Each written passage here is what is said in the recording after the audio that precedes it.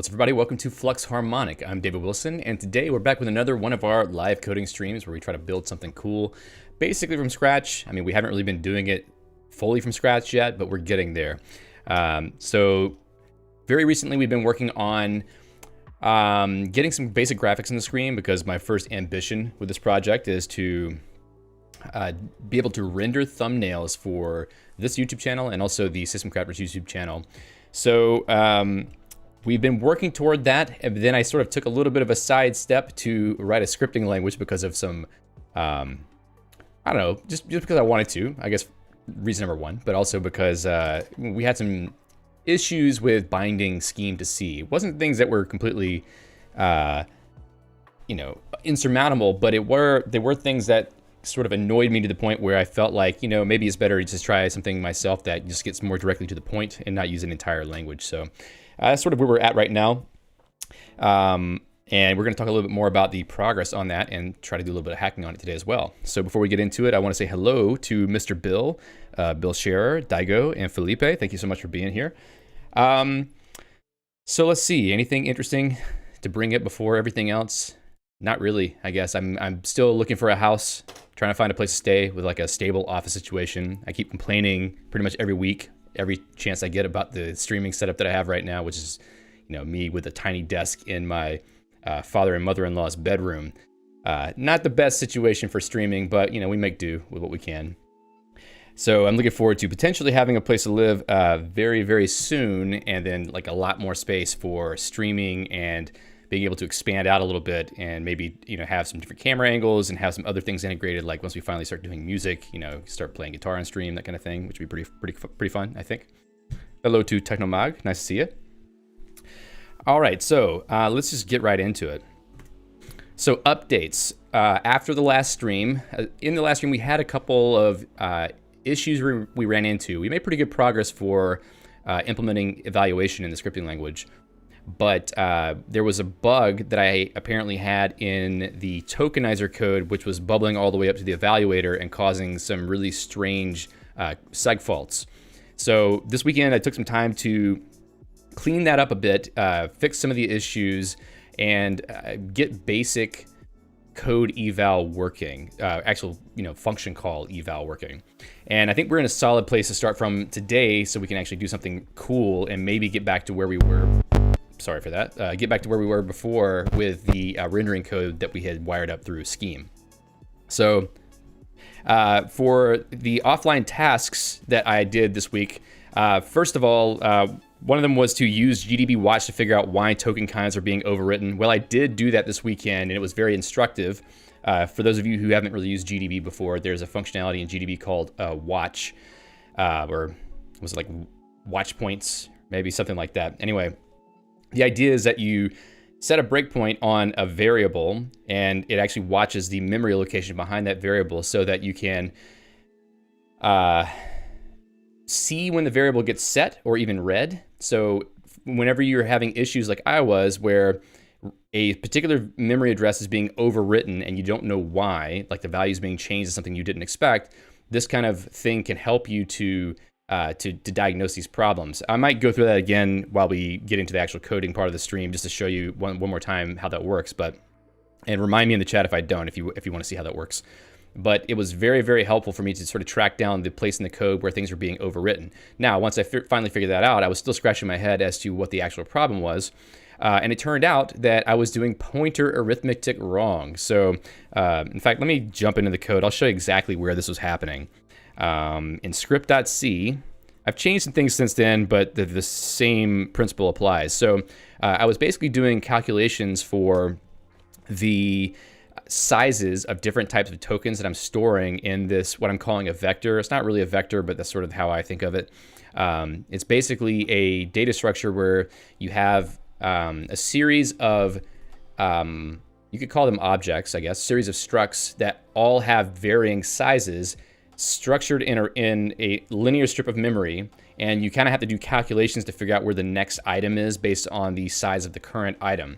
So whenever I was calculating the size of the next item, or I guess the size of the current item, and incrementing the token pointer or the token cursor based on that, I was thinking that I could just add based on the number of bytes that I wanted to move. But no, the way that pointer arithmetic works in C is that whenever you do addition against a pointer, it's actually going to add, so if you add 1 to a pointer, it's actually going to add however many bytes the type that pointer represents to the location. So let's say if you have a struct that's 32 bytes, and you have a pointer to it, and then you add 1 to that pointer, it's actually going to move 23 bytes ahead, which is not what you would expect, really, if you're just thinking kind of, I wouldn't call it logically, but sort of like the first thought you have is if I add some number to a pointer, it's going to move that many locations ahead in memory. It doesn't work that way. And the reason why is because C is doing some work on your behalf to deal with memory alignment, well, I guess effective memory alignment for the way things are placed in memory. And memory alignment is something we're going to talk about a lot probably on these streams because it has a huge impact on performance, and it even has impact on how the processor architecture deals with things that you're trying to pull from memory. But the idea is that certain types of information that are stored in RAM have to be aligned to particular multiples of some number or something that is the optimal way for the CPU to pull those things out of RAM and put them into the higher level caches of memory. So C is sort of hiding that detail from you about how to get the right alignment by forcing you to do pointer arithmetic with respect to the size of a given type and not just number of bytes. Now, you can actually drop down to doing byte-based math, but it is risky to do that because you're not really taking alignment into account yourself. But Felipe says, yeah, you can avoid that by casting to U8 pointer. Yes, you can definitely get around it, which I've done. However, I know that eventually I'm going to have to deal with memory alignment, and I'm probably going to have to do it sooner rather than later because otherwise it could lead to weird bugs cropping up that are harder to diagnose if I don't deal with it soon. So anyway, a lot of that's just to say that I had a lot of fun learning about the right way to do pointer arithmetic this weekend and also the wrong way. But I feel a little bit more confident now in the strategy that I'm using for storing this information because it works. I've written unit tests against it. It works pretty well. I've even written a separate vector a set of APIs for managing this type of vector data structure so I can reuse it in other places.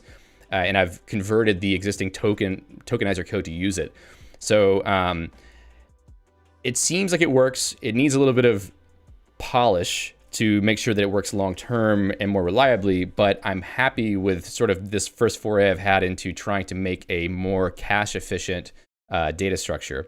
Now, anybody watching this who actually knows things about cache-efficient data structures probably could tell me a couple of things I'm doing wrong, and I would love to hear about it, actually, if you do know some things I'm doing wrong. So if you happen to take a look at the code that I'll show you in a little bit, and you see anything, please feel free to leave a comment or file an issue on the Flux Compose repo, which there will be a link to that in the show notes after the stream. But yeah, I'm very invested in learning how to do this stuff correctly, so if anybody has any feedback on what I'm doing, I'm certainly willing to take that feedback. All right, so back to the list of things. So clean up some of the repeated patterns in the code. I mean, that's not really so much of a shiny new feature, but I did clean up some of the repeated stuff I was doing in the tokenizer, at least, just to get some of those repeated patterns into either a macro or maybe like an inline function so that it's harder for me to inadvertently create bugs by having inconsistencies in implementation details. So the code for the tokenizer has gotten a bit simpler now because I have factored out some of these things. So I'm happy about that at least. At least I feel like, you know, I've validated the fact that this tokenizer and parser works to the extent that I can start cleaning it up and it still works, which is a good thing. Fix the issue with setting integer values. That was a symptom of what I was talking about before with doing the wrong pointer math. So I did manage to get that fixed, and I haven't had any trouble with it since then, thank God. Also, verify that call expression eval that we started working on last time works after the fix that I made. So now I can actually call a function that I've sort of registered with the scripting language from C. It's currently just using an if statement to check for whether this is the right function or something. It's very, very cheap for now. But that did actually work. I have a test that exercises that behavior, basically adding an add function that can add a couple of integers together. So we are at a place now where we can start executing code, which is great. And today what we're going to try to do is wire up some additional functions to the scripting language so that we can try to replicate what we were doing before with the rendering code. Felipe says, you could generate the parser with Bison now that you're going down the path of building your own language. I would rather just write it myself. I know Gun also suggested to use Bison and Yak. And I don't know, I like writing some things myself. Writing parsers and evaluators and stuff like that is fun for me. So I know that it's a possible rabbit hole and also source of bugs and problems, but I don't know, that's part of why I'm doing this whole channel, is I'm creating a whole nest of problems for myself. So it's great. And also mentioned I wrote this Flux vector library that simplifies everything. Hold on one second. I'm getting coffee delivery here.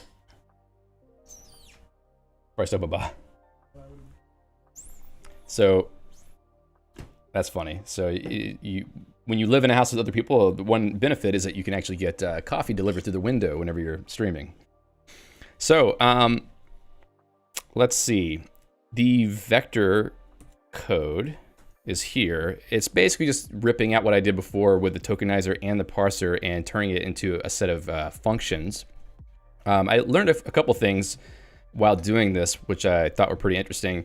One of them is the proper way to encapsulate the information for a given type. So if you want to have an API in C where you have the user call a function which returns some type that then you use to pass into to the later functions they use in your API, what I was doing before was I basically type defed I'll show you, type def void star vector handle. And this is not a good way to do it, just because it doesn't really give the compiler any additional information about what I'm doing. I could cast anything to that basically, and it would sort of work.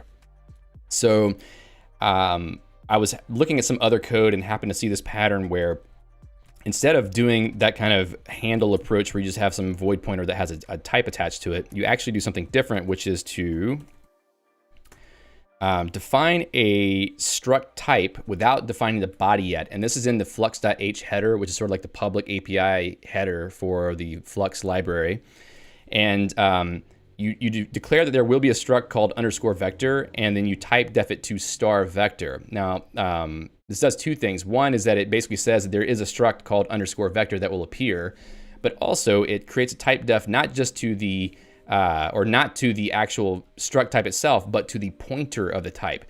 And the reason why this is useful is because we're only ever going to be dealing with vectors in terms of a pointer to an allocated vector data type.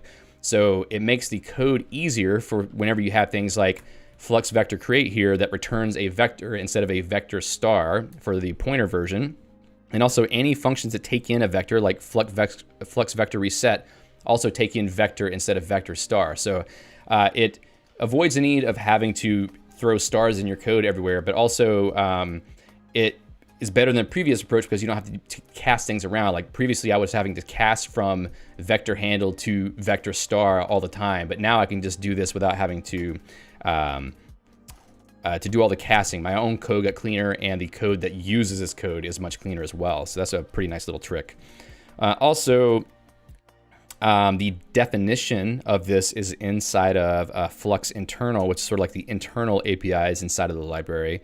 And you can see here that there's the struct _vector, which doesn't have its own type def because that's already defined in flux.h, and it has the information that's necessary for storing the information for the vector itself. So I don't know, regardless of whether it was a good idea to make this data structure, it's working for me. And also I learned a couple of useful things about that as I described just now while going through this process. So I thought it was worthwhile, and I had fun doing it.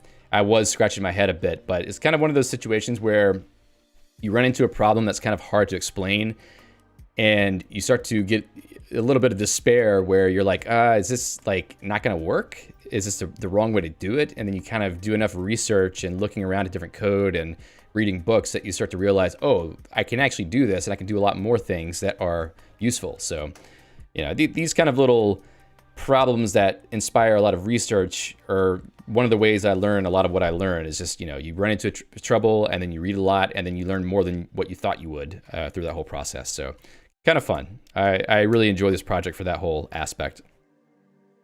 Okay, so having said all that, I would like to share with you some thoughts that I have on C so far. So I've dabbled with C on and off for the last couple of years. Actually, C was probably the second programming language that I learned way back in the 90s. But I went away from it because of in college, you know, you learn Python, you start learning all the other dynamic languages, blah, blah, blah. You don't really go back to C, or at least I didn't for a long time. So in 2020, I started playing around with C here and there and really enjoyed it, but never really committed to a project, mainly because system crackers came and, like, you know, I got busy with that. But since I've been back working with it again, you know, a few things have struck me, maybe some of it from just, you know, over time, things sinking in, and also things that sort of I've come to conclusions about while working with it. First of all, C is a language of immense power, but it also requires that you have good practices and tools, because it's very easy, as I've seen, to shoot yourself in the foot and do something so subtly wrong that it makes it difficult to track down. Now, with tools like GDB, and also good unit testing, and maybe even like memory profilers and whatnot, it's easier, I think, to diagnose problems, weird problems, than you might think. Because at first, whenever you run into like a segmentation fault issue, you're kind of like, well, I don't know what to do about this. There's no exception. There's no information about what I'm supposed to do, how I can, you know, start investigating the issue from here. But the thing about C is that it's been around for so long, and it's the bedrock of so many platforms, that the tools are excellent. And there's so many that you can just take your pick and find one that works well for you. So really, to be successful with C, you need to have good tools, and you also need good practices. You kind of need to build some instincts about how to write code correctly so that you don't run into these problems to begin with. And that's one of those things that the video that I talked about a couple weeks ago called How I Program in C, I forgot the man's name, but anyway, that is an excellent video where the author of that video is basically just breaking down all the patterns that they use to write C effectively. And I feel like once you learn enough about the language, then you can be very, very effective with it, and you won't really miss some of the things that you get from higher level languages, because you'll be doing so many cool things yourself. It also seems possible to design decent abstractions in the language. I mean, encapsulation is totally possible. You probably wouldn't think that from C, but I guess, you know, you start learning things about C++ or other object-oriented languages, and they keep talking about how encapsulation is a good thing, and you think, oh, well, C obviously can't do that, but it can. As we just saw, you can define a struct type without a public declaration of its contents, and the user will not be able to access it directly using or just while compiling the code normally. Now, obviously, you could just go start reading the memory directly if you wanted to, but you can do that with many languages that have encapsulation. You can sort of break through the ability to encapsulate things. But I think that C does give you enough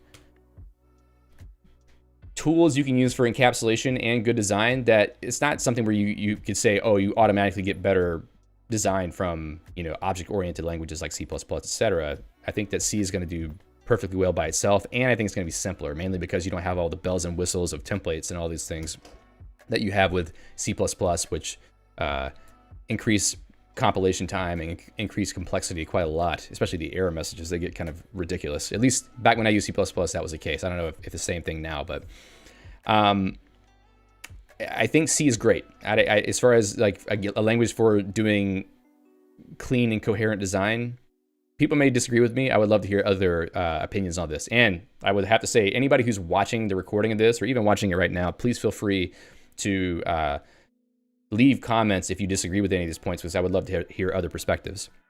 Now, also, I think C is probably the most portable and transferable language that exists. I mean, obviously, you could say that you know, assembly is pretty, well, no, assembly is not portable at all.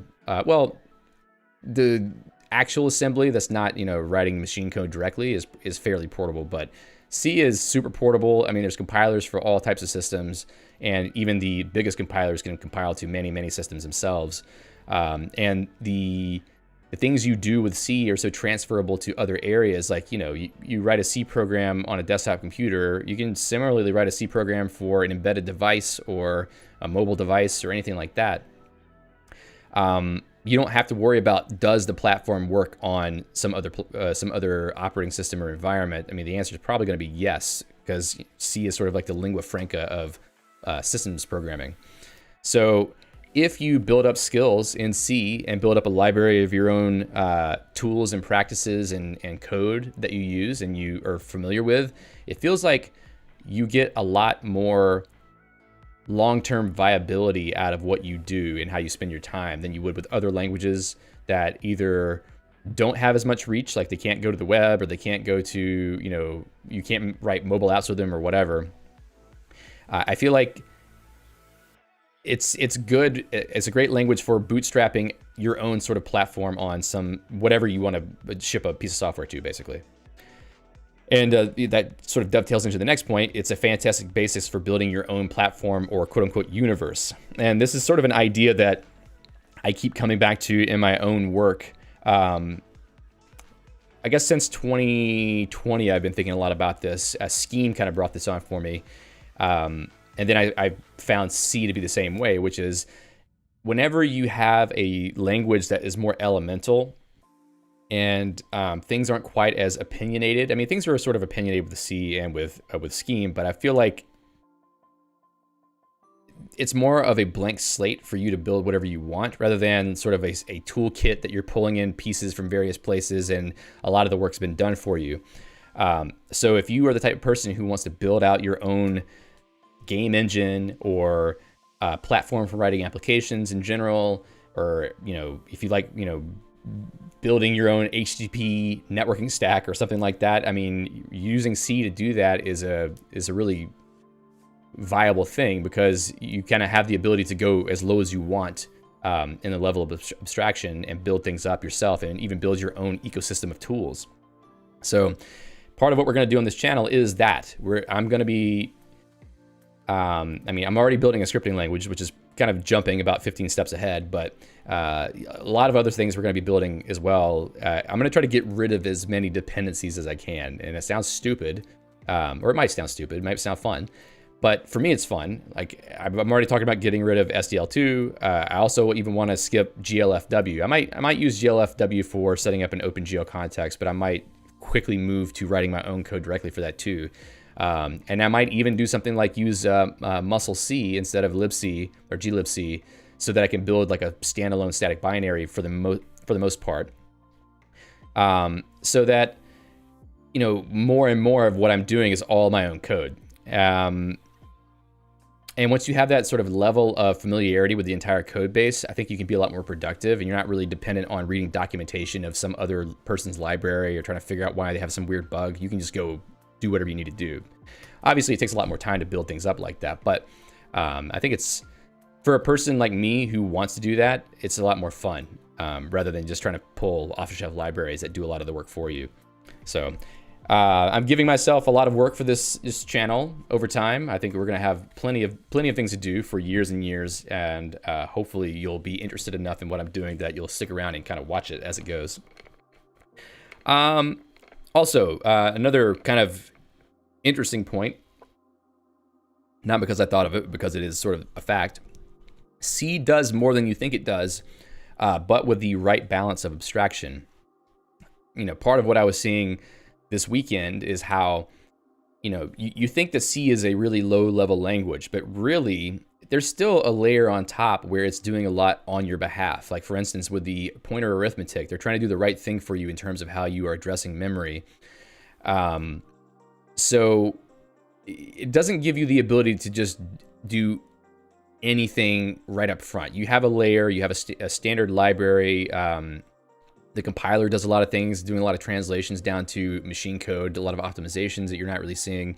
So, you know, when people say that, you know, let's say Go, they say, you know, they may say Go is a more higher level language than C. Well, it might be to some degree, but really if they're both compiling down to native applications in the end, it's not so much, because C is giving you a lot of stuff that you probably don't really even know exists until you start looking at the C standard library and all the stuff that's in all the headers that are there. So why is this important? I think it's good to sort of see the language itself with clear perception about what you're getting, because you could just as easily go use Rust if you wanted to. I mean, Rust is thicker than C for sure.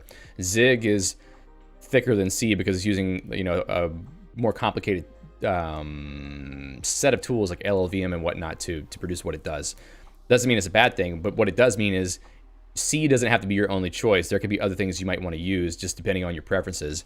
But for me, I feel like it's the right balance where I have low level access to the things I want to do, the ability to build up my own ecosystem without feeling like I have to pull other people's code or whatever. And I can design things the way I want to.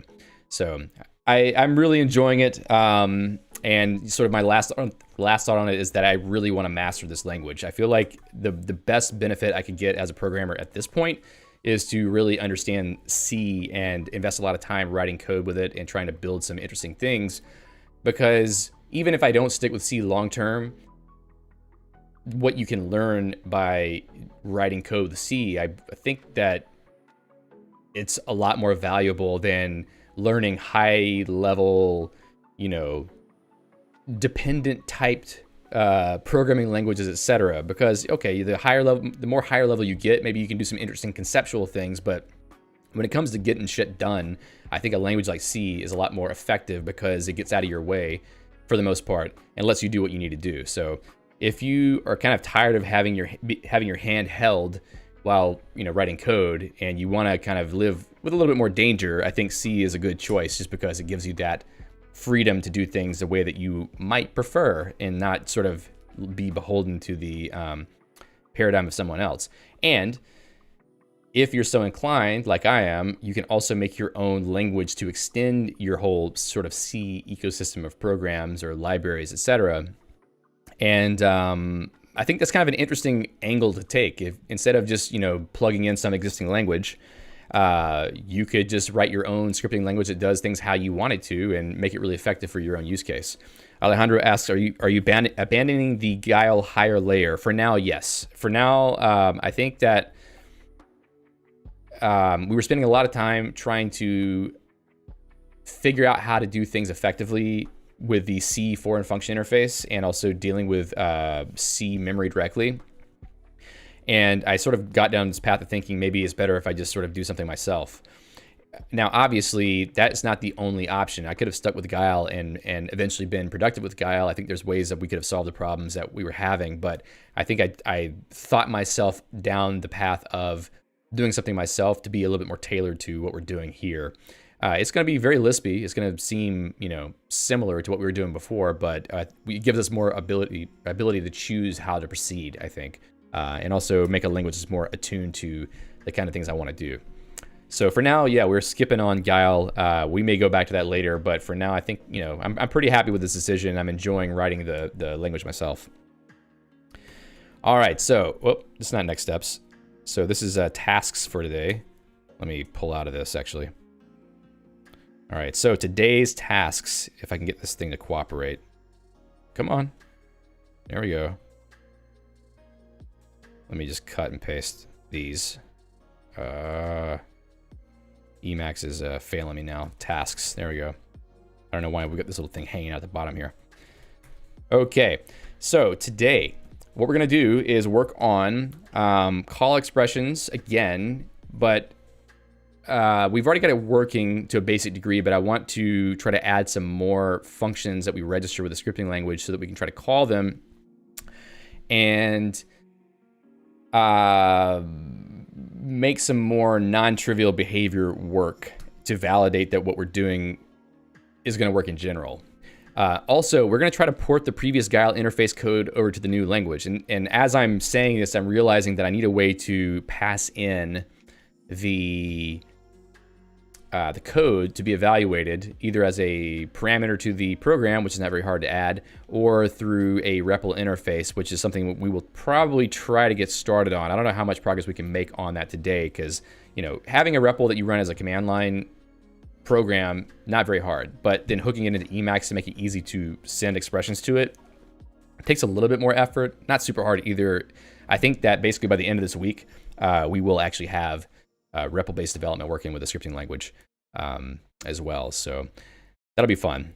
But then we will get back to writing that render to file function, which is sort of why we got down this path to begin with. It's kind of ridiculous to say that, but I was trying to write this render to file function and pass a string from the scheme layer to the C layer, and eventually it just seemed ridiculously complicated to get that across, so I can skip that now.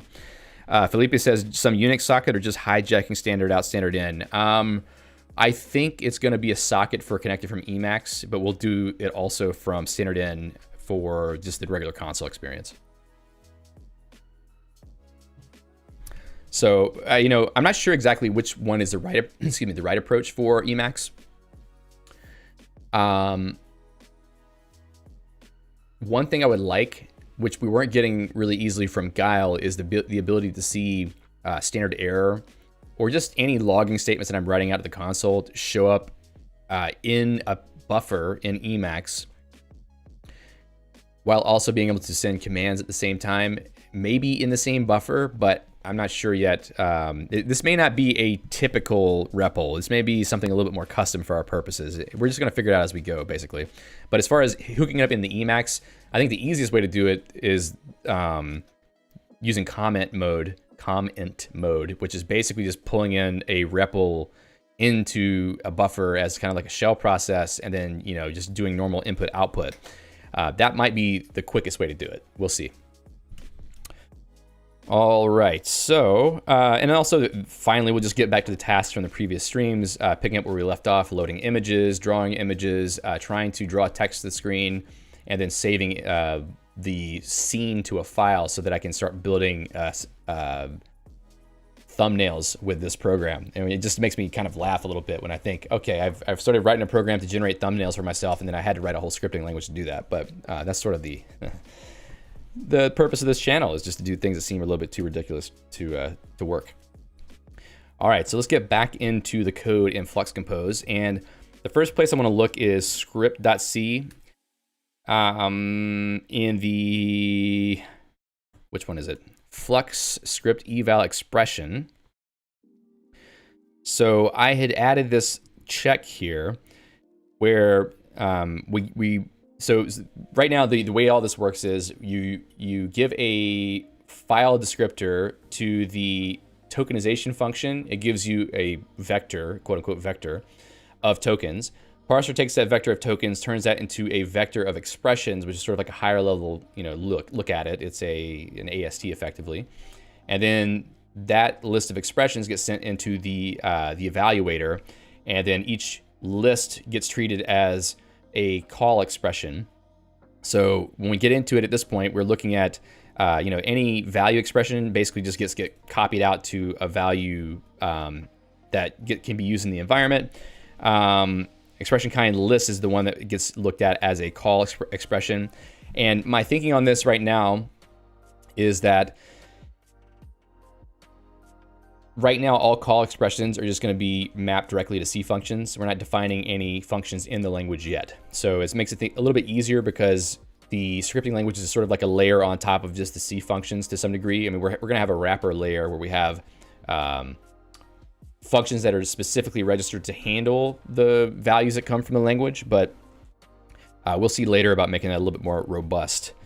So we're looking at a call list. We pull off the first symbol to see what the name of the function to call is, and then we just do plain old string compare, which there's definitely going to be a better way to do this, which I'll talk about in a minute. But for now, we're just going to use this really, really stupid, simple approach to look into other functions that we might want to execute. So let's see. Let's get back to what we had before. We had examples, this basic gfx.scm file.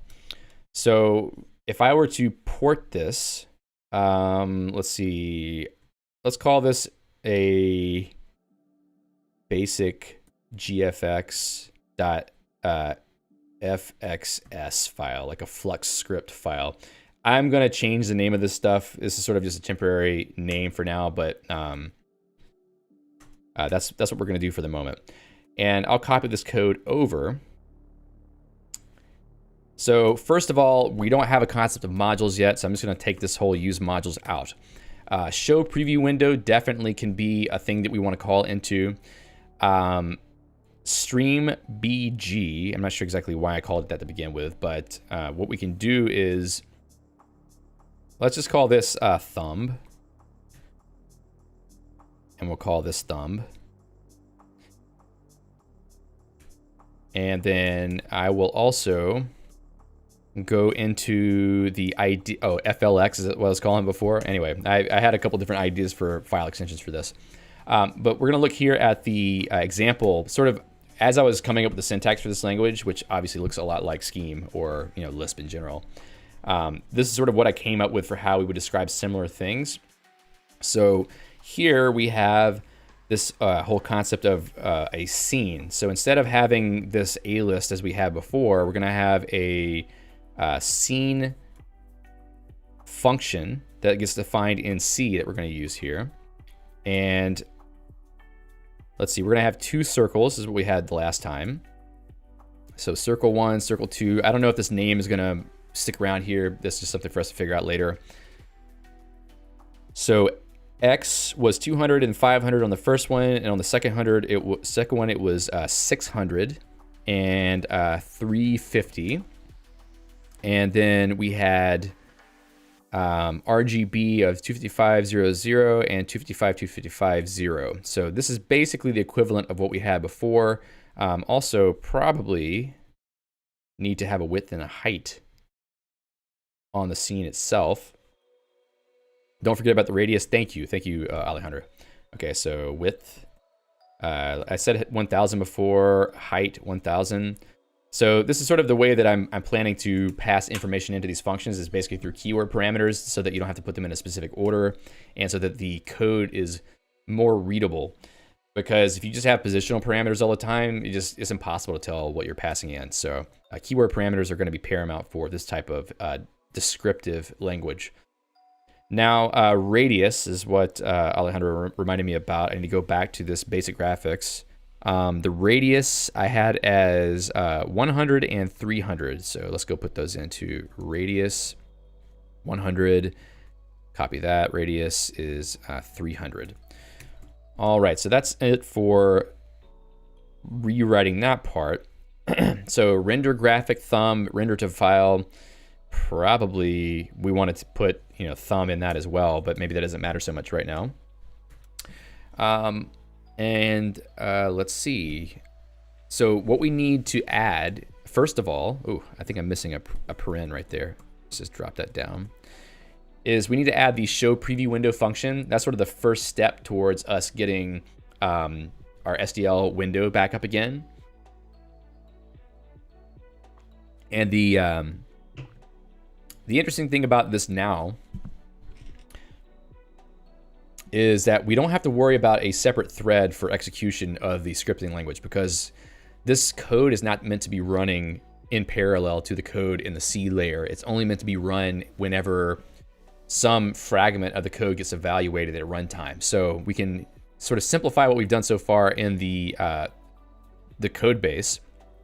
I don't know that I'll necessarily take the thread out yet, but we'll just start with a little bit of that. So here's what we'll do. We'll go into script.c. The first thing that we'll add is the method for show preview window. And we can call a function. And I probably want to do this registration somewhere else, and I'm not going to do that just yet. I'll figure out a way to put this in the right place another time. Flux graphics, func,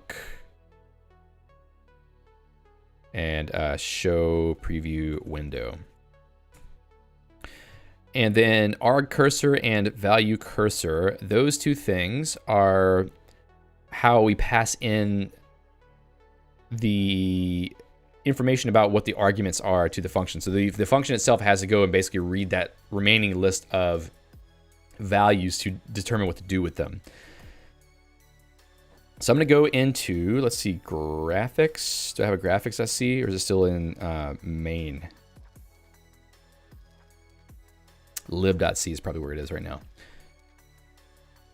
So we have this, let's see, render to file, init graphics. So probably init graphics is the equivalent of that at this point. And I think that these functions return value. So let me go double check that really quickly. The other function is returning. Whoa. LSP mode. LSP. Okay, let's do this. Is LSP starting? There we go. Cool. Okay, so excuse me. This function returns a value header. So I will go back to lib.c. We need to break this out into graphics.c pretty soon, I think. Flux graphics show, func show preview window. Also, I need to copy the signature for this as well. Let's just delete some of this stuff and then steal this part. And then delete that and delete that. Okay, so that's probably enough now to be able to do something with this. So what we can do to start with is just call init graphics. And just say 0, 0. I don't even care. In fact, I'll just hard code it. I think it's even hard coded somewhere else. Yeah, it's hard coded there, which I think we could simplify this and actually pass the size. Yeah, pass the size along at some point. So init graphics 1280 by 720. We'll pass in the width and height in a minute. So we'll just put a to do there. To do pass actual width and height. Now, as far as returning a value from this is concerned, what would we return from that? There's nothing really to return because it is effectively a statement. But it could return a pointer effectively to the window that gets created. That's not something we need to do right now, but it's something we could do is have it be something that can be stored, which may become more appropriate later if we try to come up with a macro layer and then sort of hide the invocation of the preview window, but we'll just go with this for now. So we can say just return null for now. To do, is this appropriate? Because I don't know yet whether returning null is going to be appropriate. I mean, the better approach would not be to return null. It would be to return like a none type of something that is actually part of the value header system. So let's go back to script.c. And down here, Flux graphics func show preview window. What does it not like about that? Oh, it probably needs to have a declaration for that function. So I'll go into flux internal.h. Let's see, do I have a graphics section? No. I'll put another section down here for graphics. We're going to extern this and make it into a declaration. Put graphics here. All right, so now I have that predefined, and in lib.c it's okay, and then in script.c it should be okay once the language server catches up. Yep. Arg cursor, use of undeclared identifier arg cursor. Do you mean value cursor? Where is that? It's right there. Is unhappy about this for some reason? Okay, maybe the language server is just confused. Oh, no? Okay, so we've got that wired up, and that actually should work. But the question, there's two questions, I guess.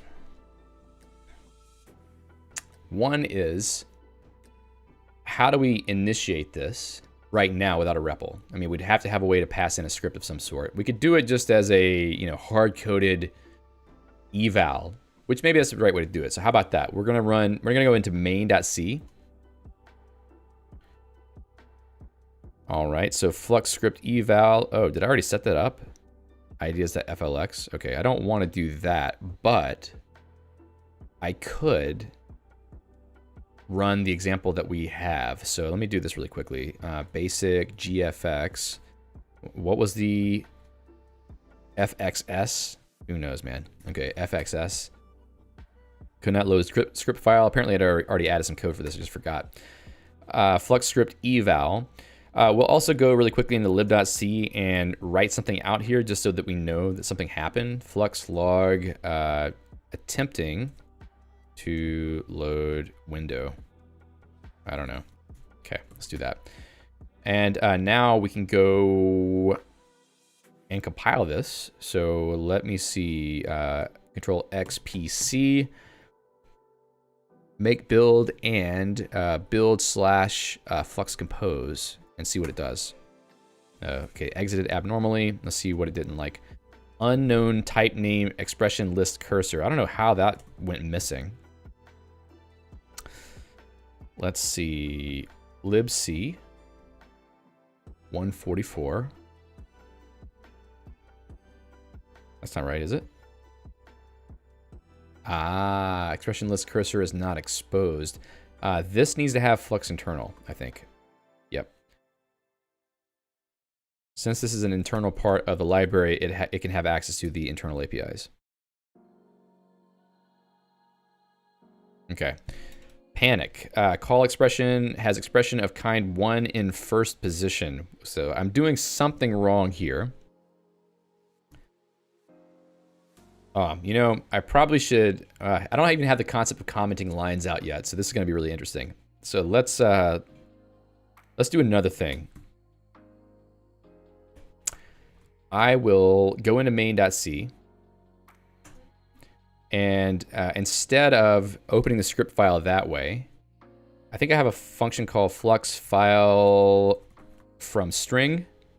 It's not even giving me any kind of IntelliSense here, LSP. Yeah.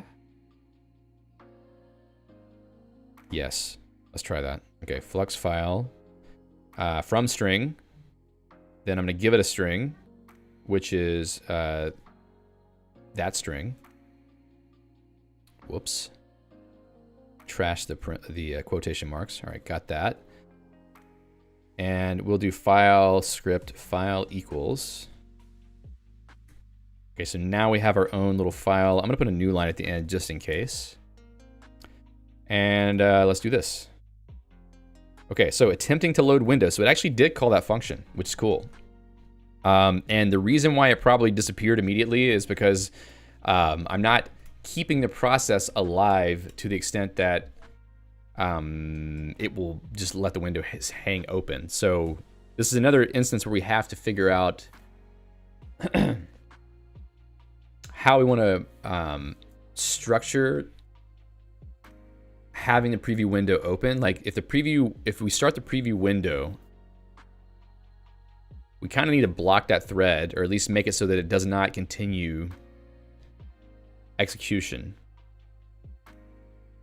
And the way this was working before is that I was launching everything from within Guile, and it had a REPL to begin with. Missing parenthesis. Wow. So how did that even work? Apparently, I've got a bug in the code. Hey, Gun.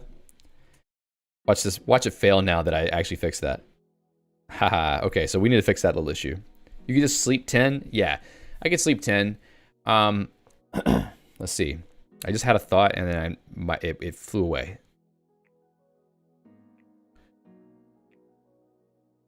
So when running as a script, if I were to run flux compose and pass in a script to generate some file out of the code that's in the file, I wouldn't want it to start up a window and then stay open. So if we consider what we're looking at right now, sort of the main entry point, probably you would want it to be a REPL by default. So maybe this needs to just go straight into REPL. And since you have that REPL loop, that will be good enough to keep the process alive, and then the SDL window stuff will stay up. Now it does make me realize that probably the graphic stuff needs to be on a separate thread, because the REPL is going to be blocking the main thread. So we're still in the same situation. We're still going to need a thread, unfortunately.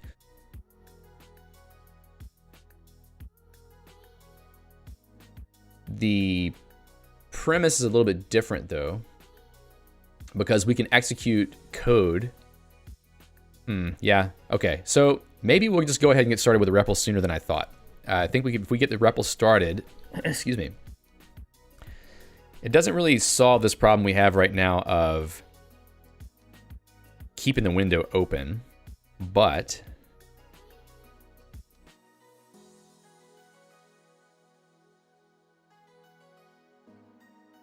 yeah, there's a few ways we could do it. We could have like a server flag or something that makes it stay open as a server process more or less, and just waits for expressions to be sent over the socket.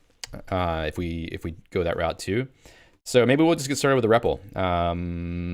Let's see, REPL.c, not in this library. Let's go into lib. I think I want to consolidate some of this code in a little while, because it's kind of arbitrarily organized at the moment, I think. And the question is, I guess, is REPL something that needs to be in the library or in main? I suppose it could be in main, or sorry, in the shell. All right, let's put it here, REPL.c. And let's see, void flux REPL start. And this basically is just going to be a loop that's reading from standard in. And we could also have a function like void flux REPL start socket or something like that for binding to a socket. And then more or less have the same internal behavior. So for this one, we could say while one and just sort of party in an infinite loop here. And then we can, what would be like reads.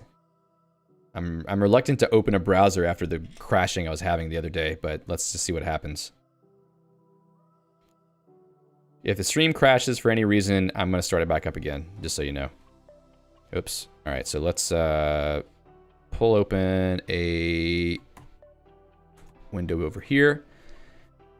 And then, oh, why is it here? Can I put this in the second workspace, please? There we go. Okay. So F gets, is that the one that I'm looking for? Once again, I have to accept the contractual agreement in Greek. Okay, so this is getting a character. Let's see, C library function reads a line. I don't want a line, I want a character. Get C, is that the one? Let's see.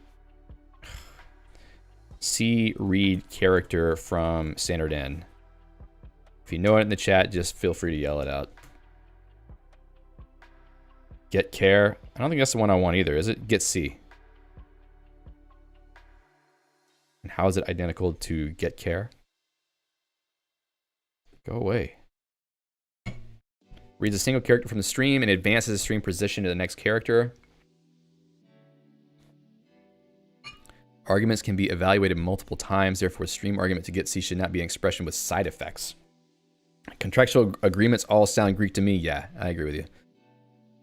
F get C can read from any stream, which is probably going to be useful for sockets, I think, right? So let's go ahead with an internal function.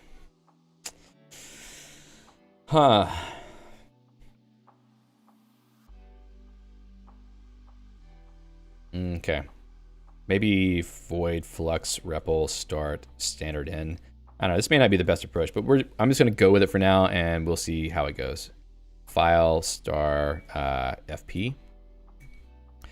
And then in the while loop, so one thing that we're going to have to keep in mind is that we have to know when to actually evaluate a form that's being sent in, and it might require some awareness of the syntax that's been used so far. We also are going to need the ability to get syntax errors, which I have not written yet. So this might be a little bit fun whenever things are not working correctly, but that's going to be part of it, I think.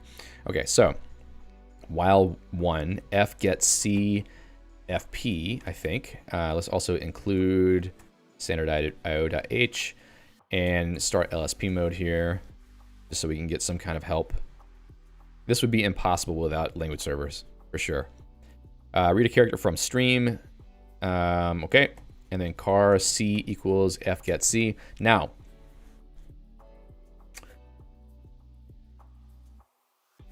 the code that I have for eval does take a file descriptor, but I don't want to pass this directly into that code.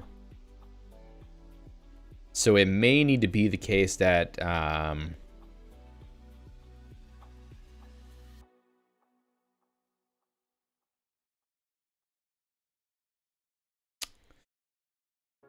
that I read in a full expression into a buffer first, and then pass along to the function for evaling a string.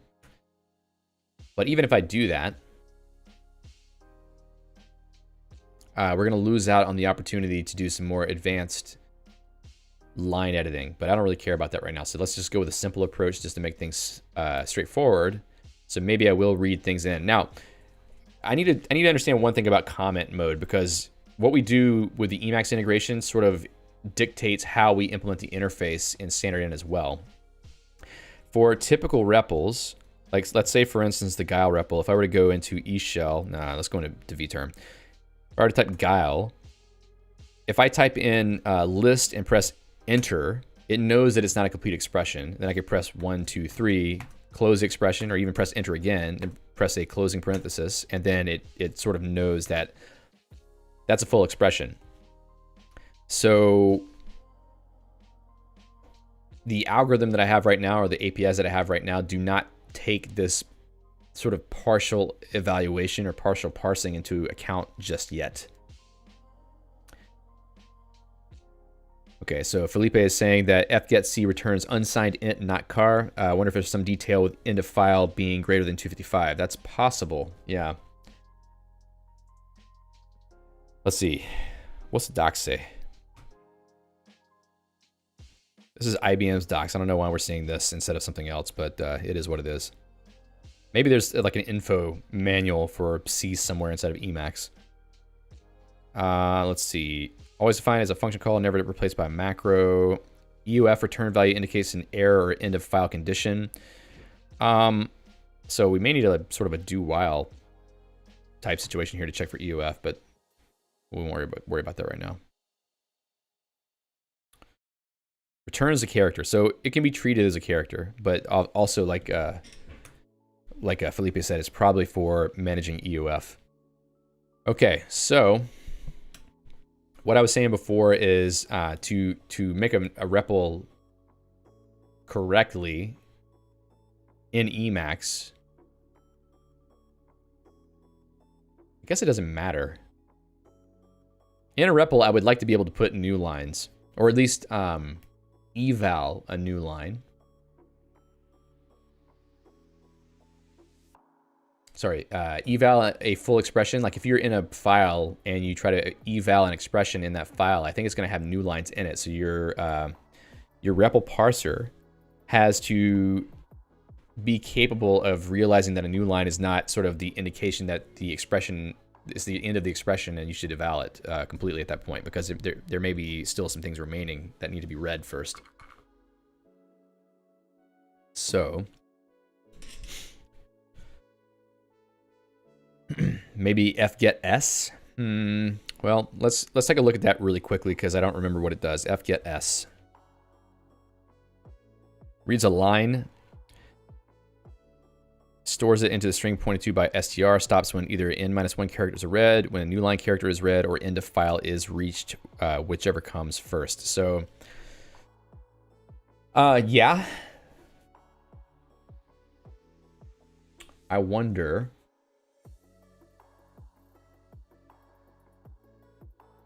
I mean, that would sort of take the new line problem sort of out of the equation. However, I think that if you lose the new lines because fgets isn't including them anymore, which is what I'm assuming, then source code locations or error messages are going to be off. So we probably do want the new lines in. Ramen says, I think you need to be careful with buffer overflows when using fgets. Probably so, yeah. All right, so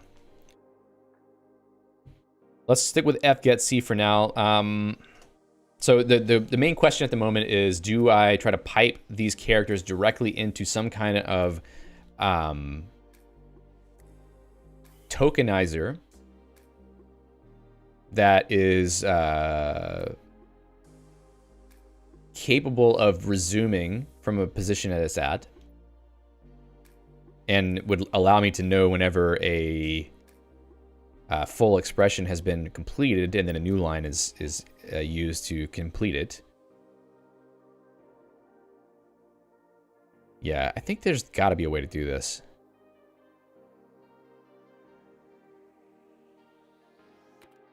I'm just trying to think if I need to try to be a little bit more clever here, or if I should just go with something dumb right now. I think I should just go with something dumb and just get it working.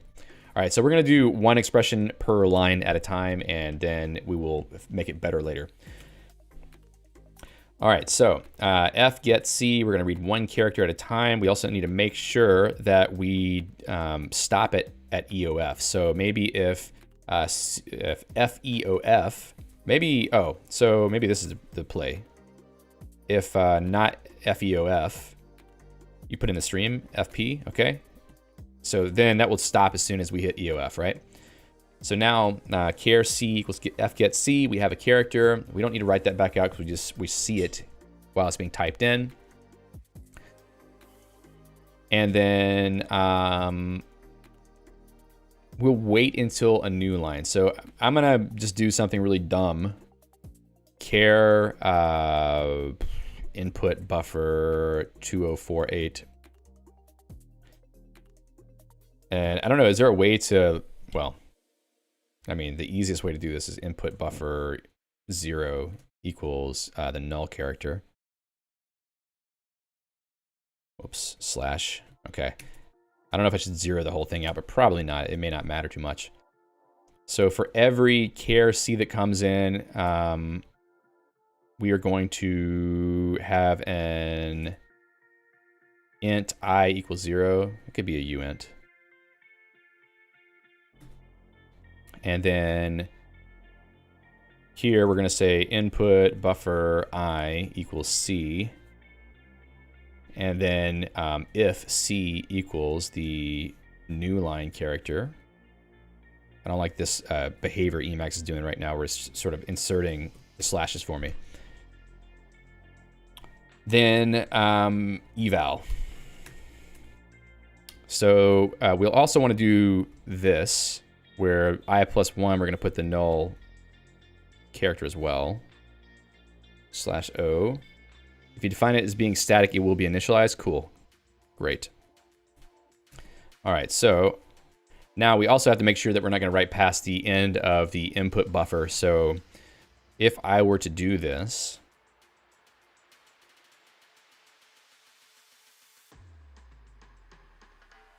at this point, after reading in the character, I would probably say if I is greater than or equal to 2048. Whoa, 2014, 2048. Then let's just printf buffer overflow. This is not real. I'm just, putting this in right now just as a way to stop us from doing something really dumb. So, all right, so we got the buffer being filled up. It's waiting for a new line. And then whenever we hit the end, then we can run the eval function there. So flux script eval string, I believe, is what I had. And I also need to pull in, include flux.h. Probably need to do .. / lib /. Okay. I think that's right. Okay, so eval string. And then input buffer. So now I'm not doing anything with the value. Don't really care, but maybe we need to print the value for true REPL. Okay, so that would be enough to basically read in a simple expression at the REPL, and then eval it. Should be 2046, is it? I goes, oh, let's see. Okay, you're right. So let's do this really quickly. Define input buffer limit, I guess 2048.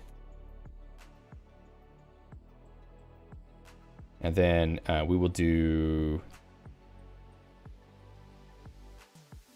I plus 1. We could do that. It's greater than input buffer limit, because we're gonna have to do a subtraction here either way. So because we need to be able to put 2 characters in, which is the right thing. Okay, so if I plus 1 is equal to 2048, then we're busted. Okay. So now we also need to write the prompt out the first time in the while loop. So maybe we need 2 levels of while loop here. The outer while loop for running the line by line input. If I'm doing something stupid here, definitely feel free to let me know. And then the inner one for reading the characters for the line. Okay, so here, printf, we're just gonna have a little arrow there. So then at the beginning here, we can say,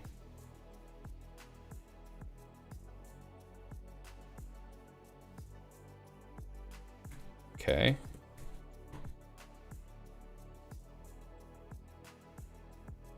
And now after we do the eval here, we want to clear out input buffer 0 equals, man, I'm just going to copy that because I don't want to fight with Emacs on the quotes again. Okay, and then there was something else I needed to do. Maybe not. That should be enough. And then I can break out of here, in fact. Maybe do this. Break out of this level, right?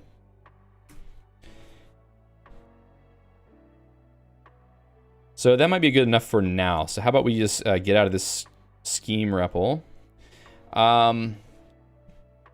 I wonder if the compilation buffer is going to let me put input in.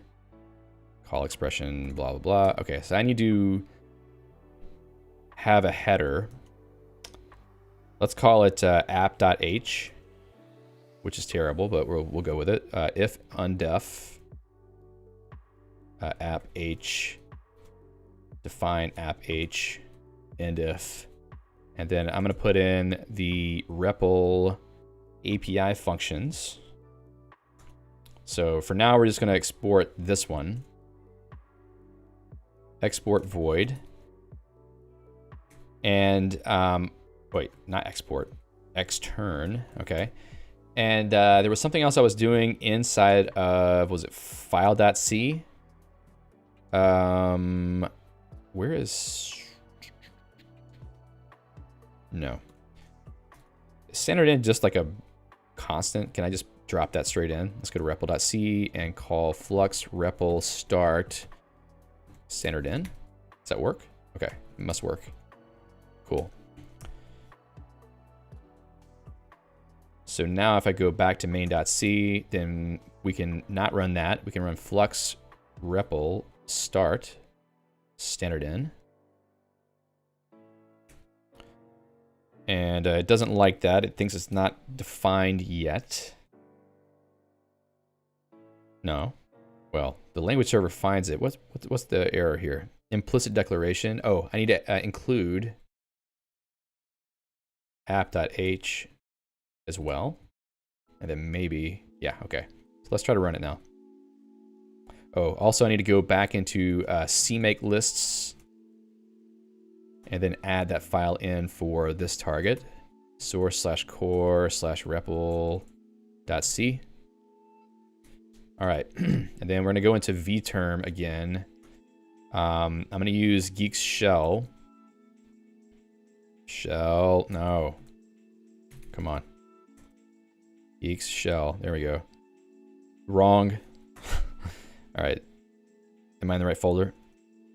Okay, so I'm gonna run bootstrap.sh to regenerate the make files. And now I should be able to run make-c build. Looks good. Okay, so now if I go back into the compilation buffer, gr, can I type? No. Wait. Oh, it's a read-only buffer. Okay, so at least the REPL starts. So I can't run it in the compilation buffer anymore, which sucks, but maybe I can just go directly into vterm and do it. Let's kill this buffer to get rid of the process. And we'll do it from here. So geek shell, and we'll go straight in the shell, then make C build and build slash flux compose. Boom. All right, so welcome to flux compose REPL. How about +1, 2? Okay, so it didn't crash, which means it must have evaled it. We're just not printing the result out yet. Also, we wanted to do, what was it? Show preview window. Show preview window 1280 by 720. I don't see it doing anything yet, so maybe it didn't work. However, hold on. Something's wrong here. I'm not getting any output, and that function should have done something, I think. So script.c. I'm pretty sure I saw it write something out the last time we ran it. Show preview window. Okay. And I'm going to cheat a little bit here in the REPL. I'm going to make sure we can write out what the command is that's being evaled. So let's see. Flux log. REPL expression string input buffer. Okay, cancel this out. Start again. Test. Nothing. Okay, so that's interesting.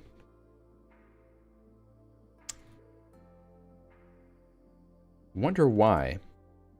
Well, the only way to know is to write this out too, huh? Printf, care. This is going to make things really ugly, but we're just going to do it for diagnostic purposes right now.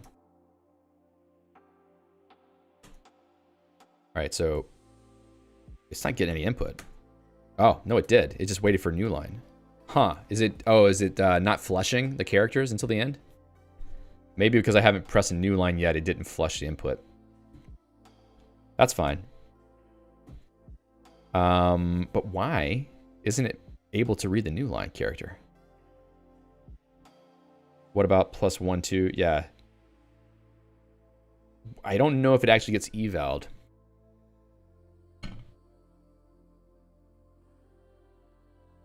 Okay. Let's think for a moment.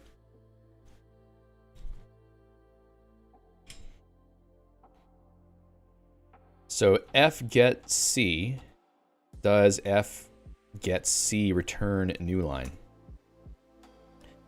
Isn't there a way to set buffering on file star things? Maybe so. You might be right. We might have to do that actually, because waiting until enter is pressed seems wrong. Oh, reading stops. Get out of my face, man. I'm so tired of all these pop-ups. Reading stops. Reads in at least most one less than size characters from... that's the wrong one. Get C, maybe implement as a macro, blah, blah, blah. F get C. Get a byte from a stream. New line? No. I find it strange that... Okay, so... REPL expression. It knows it's a new line. Oh, I didn't add it? Come on, that can't be right. Oh, hold on a second. It's because I didn't put a freaking new line, isn't it? Here we go. Let's do this. Yeah, buffering +1, 2. Where is the string? It can't be right. Input buffer. I prefer fgets unless you really need each key stretch separately. I don't really need each key stretch separately. I could try it. Let's see. Let's see what's wrong with this first. I'm kind of curious as to what's happening here. So printf buff. It's just very weird to me that this isn't being written out because I am doing everything I need to do here. I equals C plus 1. So Felipe says plus 1 on fgets. Okay. Let me then go back to fgets. Just make sure I'm doing things correctly. Read a string from a stream. I need to start at the right place too, right? Read bytes from stream into the array pointed to by S until n minus 1 bytes are read. Yeah, I guess for now, reading it is, using this is fine because it's basically what I'm doing anyway. So how about that? Let's just do this. Fgets. So input buffer. The number would be input buffer limit, let's say -1. And the file pointer is going to be, was it FP that I said? Okay, cool. Let's do that. And I'll comment out this stuff. And also, let's comment out this little snippet of the if statement. We can leave the block, I think. Let's go do this. +1, 2. That's more like it. Okay, so it actually got it this time. Great. Expression of kind 1 in first position. So this is the kind of thing where I need to go back and look at what the evaluator function is doing and see why it's not unwrapping that list correctly. But at least we have the ability to try and execute something. So that's a great start. Yep. Thanks, Gun.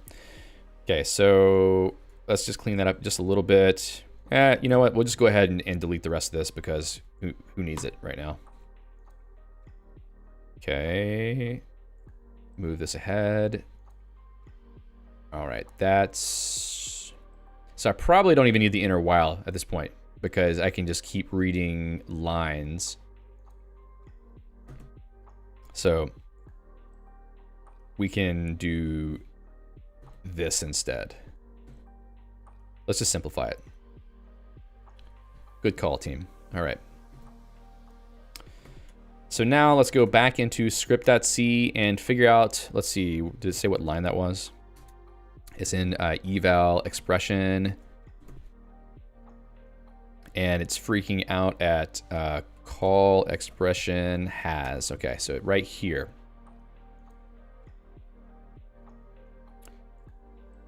So we have... Oh, okay. So interesting. I think what I'm not doing yet, which worked fine in the unit tests, is I'm not going for each wasting care of the buffer when -1. Okay, I'll fix that. So I'm not looping over each expression one by one from the expression list, which is probably something I should do.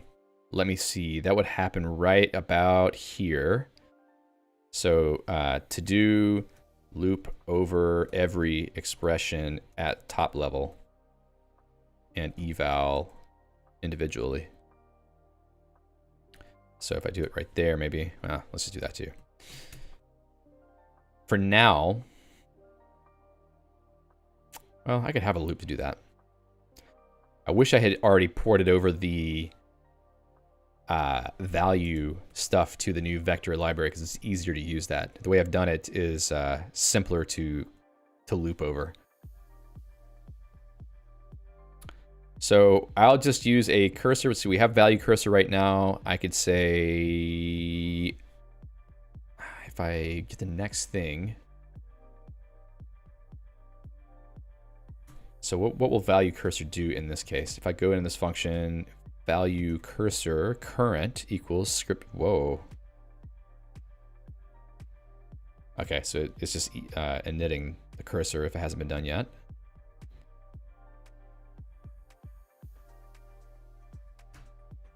Let's go back here really quick. Let me just do this. Okay. Oops. Do that before I forget, and the Emacs keeps eating the character. Great. All right, so I have the cursor already, but actually I don't want a cursor here. for the outer list. I want it for the inner list only. So if I accept an expression, yeah, I probably don't even need to take a value cursor here. I should make my own in this function. I don't know what I was thinking on that. Let me go back to the test code, test lang, and see how I was calling that. So eval, value cursor, flux script parse. Yeah, I'm manually passing in. Okay, so that could just be wrapped inside. We don't need to pass in a value cursor at all because we're assuming that the expression being evaluated is a standalone expression of some sort. So here's what we'll do. We'll take this out. In fact, we'll just move it inside the body of this function because it belongs to this function. Okay. Clean it up. Oh, God, come on. Clean it up. All right, so now we're going to take that out. So now all we have left is expression here, which is what we want. And then we'll go back into flux.h. Expression, no, is it not in here? Eval. Okay, so it's probably an internal. Okay. I wonder if there's a function I can use in LSP mode to give me the declaration rather than a definition. Probably there is. I need to take the value cursor out of this. So go backwards to comma, delete. And now that should be enough. So now in script.h, whenever I do this call, I can actually unwrap the first expression. So I'm not going to worry about all the rest. I'm just going to do the first one for now. And then later I'm going to be scratching my head wondering why it doesn't do anything more than the first one. So how did I do that in the lang test file? I pulled the expression header result item 0. Result flux script parse. Yeah, okay. That's really sketchy, but I'm going to do it anyway. So grab that. As soon as we get one expression evaluating correctly from the REPL, we'll set it up so we can do multiple. No more value cursor here. We'll keep the value cursor here, though, because we're going to end up using it. So then let's go ahead and build and start again. Let's see, what is that? Cursor init. Warning, passing argument 1. Sorry, what? Cursor, expert list, cursor init. Where did I call that? Expert list next. From an incompatible pointer type. So 558. I'm not sure what's going on here. Too many arguments. There we go. So 523. So apparently the other thing is something I need to address at some point. Func add. Okay, okay. So interesting. Value header result. The recursive calls. I wonder if I do need the cursor for that.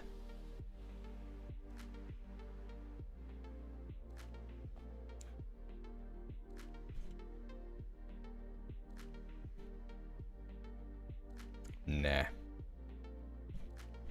But that does raise some questions that I'm not going to pose to you right now. Let's do this. Oops. We'll go down here, run it again. I think I realized I just have, let's see, pkill. I wonder if it's visible. Pkill redshift. I wonder if it's going to actually change how the stream looks right now. Because redshift is on and it's making my color temperature different.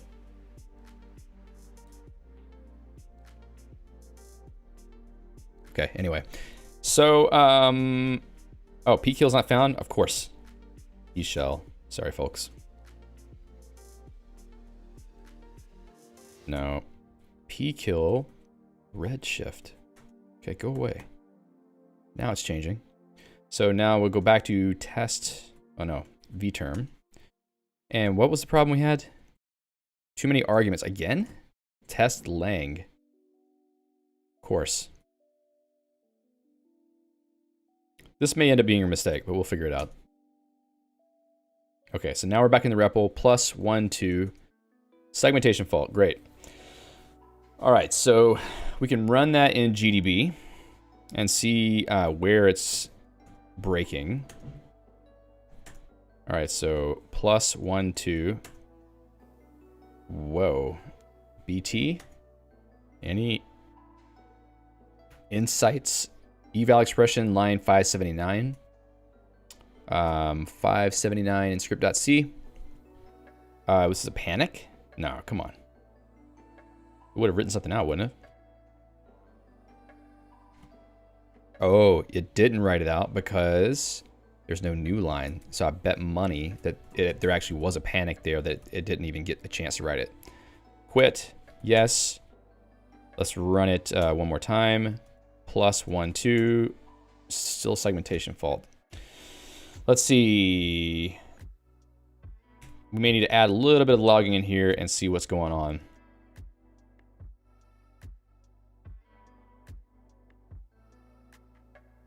Grab the symbol at the beginning of the list. Let's see if we're actually getting into this area of the code first of all.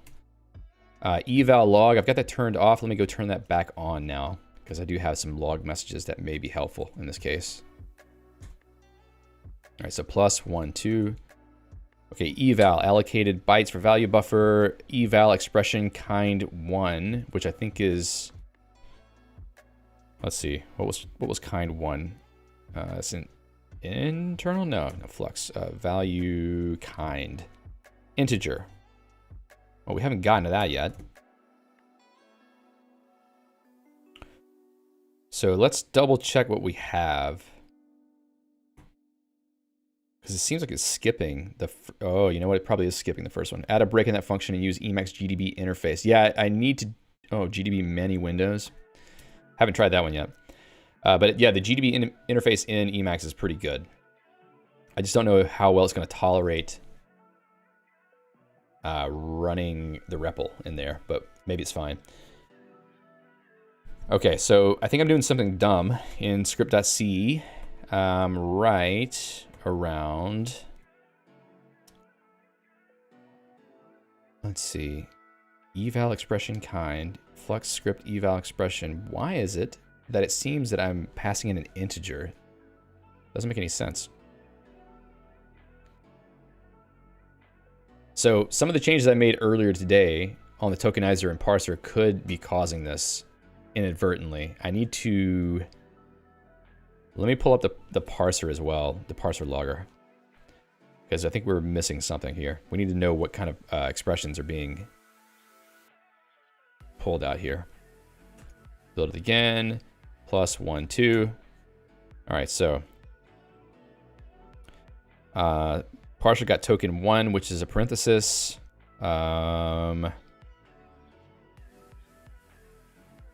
Token 5, which I think is a symbol. Setting integer 1. Where is this symbol?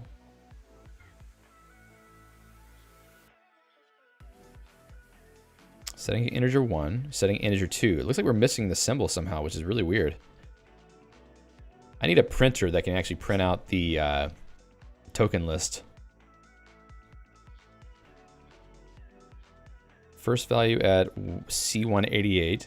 Push new item on cursor. Begin sublist parse. Parser got token 5. Okay, let me double check what token 5 is. Token kind 0, 1, 2, 3, 4, 5 integer. Okay, so it's skipping over the symbol completely. Let's see. Did I call it plus sign or did I call it add? I think I called it add, in fact. So let's just do this really quick, just to double check, because I think something weird is happening. Add 1, 2. Segmentation fault. Call expression with symbol. Okay, so that actually did work. So I wonder if there's something wrong with how I'm parsing single character symbols. All right, but at least call expression with symbol add gives us some context into where we're at. Call expr with symbol right here. Let's let's see, printf, or let's see, maybe eval log. Where are we? Expr. This is the add function. Just to see what it does here. Add 1, 2. Okay, so it does realize the add function, so something inside of the add function itself is crashing.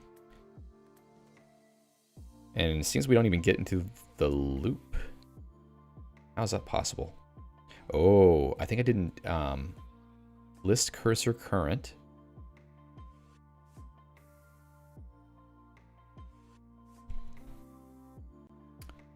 List cursor current.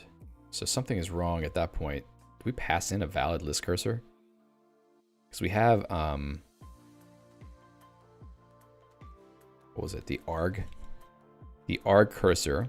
And arg cursor is initialized to what? We are initializing it off of the expression.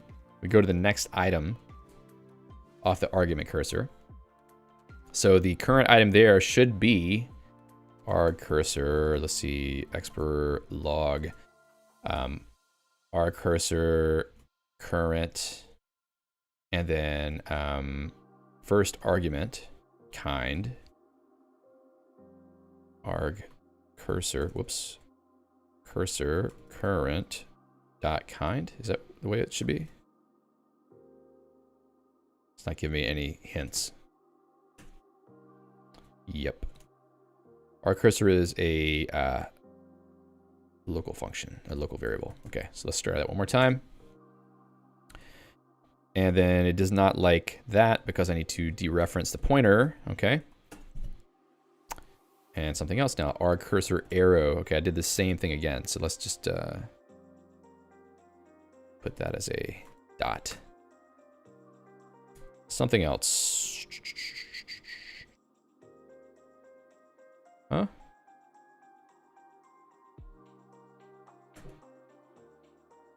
Something's missing. Okay, undefined reference to, oh, it's eval log. Okay, eval log. There we go.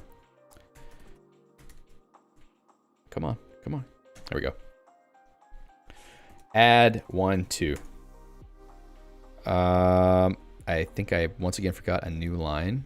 First argument, don't see, oh, first argument kind, I'm guessing that's 2, which does not seem right.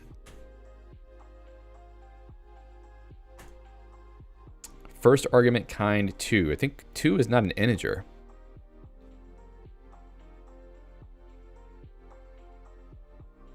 Oh. What kind is that? It's a string?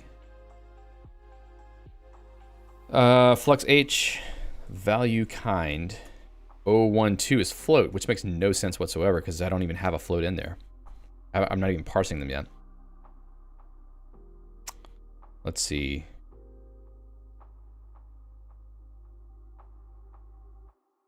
Call expression with symbol. What am I doing in that function? Maybe something else is wrong. All right, so eval log, list cursor current kind. So we're not even getting to this inside loop because something else is busted before then. Func add.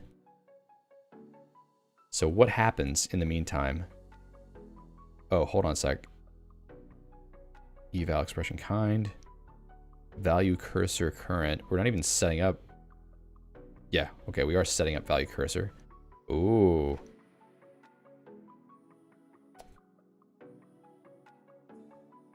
I think we need to do this anyway.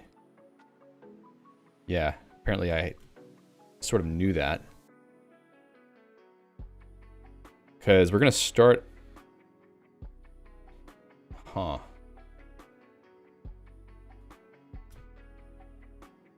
I think this is wrong. Something about this just seems wrong to me. I see now what's going on. Okay, the value cursor was supposed to be the place where we're storing the values. Huh. Okay, so that was actually... Well, nah, wasn't needed. Wasn't needed. Let's start this again. Not the cause of the problem we saw before, but definitely a problem. Raman says, I was late, so sorry if you already answered this, but why program the parser in C? Parsers are generally better expressed in higher level languages like Scheme, mainly because I'm trying to avoid having to use Scheme. So I'm writing a parser in C to plug it directly into the platform of C code that I'm building for all the stuff that I want to do creatively. I know it seems maybe harder than necessary to write this stuff, but that's part of the point. So let's see. Call expression was symbol add. We're still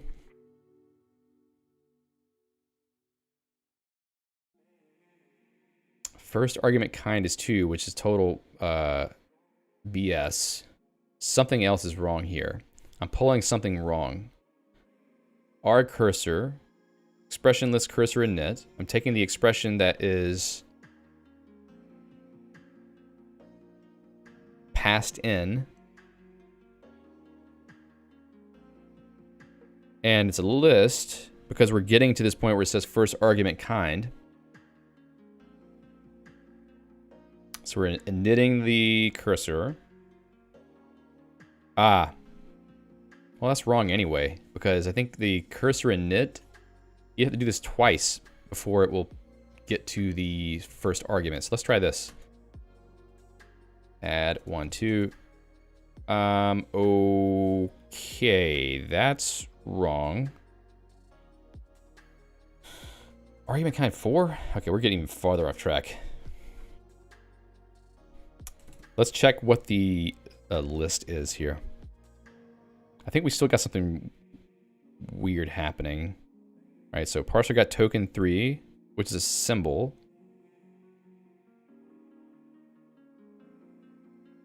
Yeah, item is symbol, and then integer and integer. Then it closed off a list. So basically we have a top level list, and then we have the list for the call expression inside of that. And what we're doing down here is cheaply ripping the first item off the array of items, which, is that right?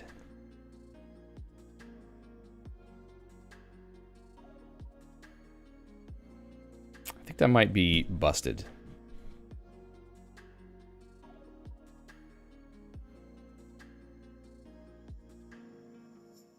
So maybe what I should do is be a little bit more explicit here. Expr list cursor, list cursor. We're going to need this anyway. So also list cursor init. Going to find the place where I'm calling that. And then we're going to get back down to here. We're initting the cursor using the... Where is that coming from? Result.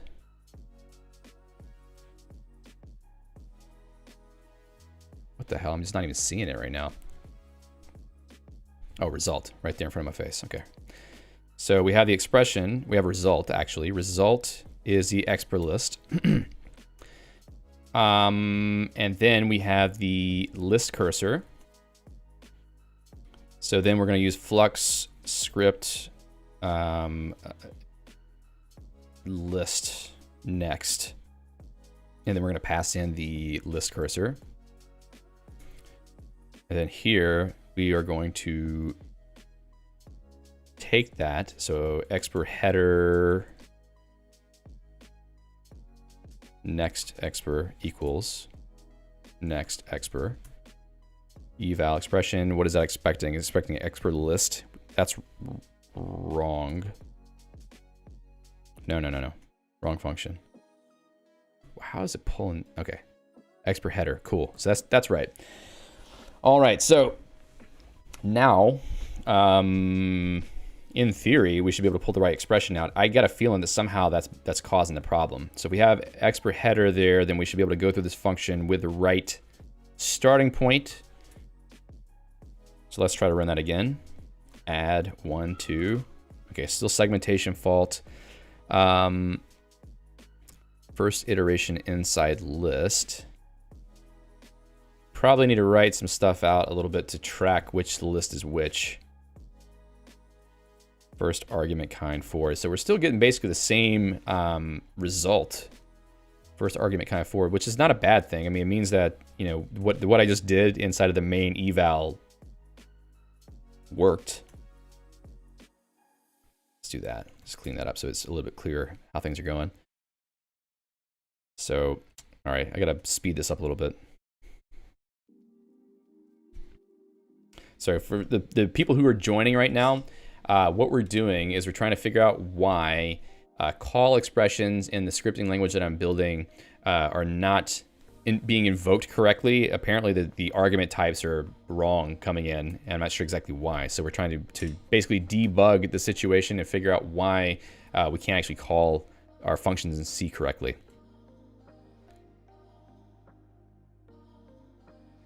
Trying to think of the quickest way to debug this to understand what's going on.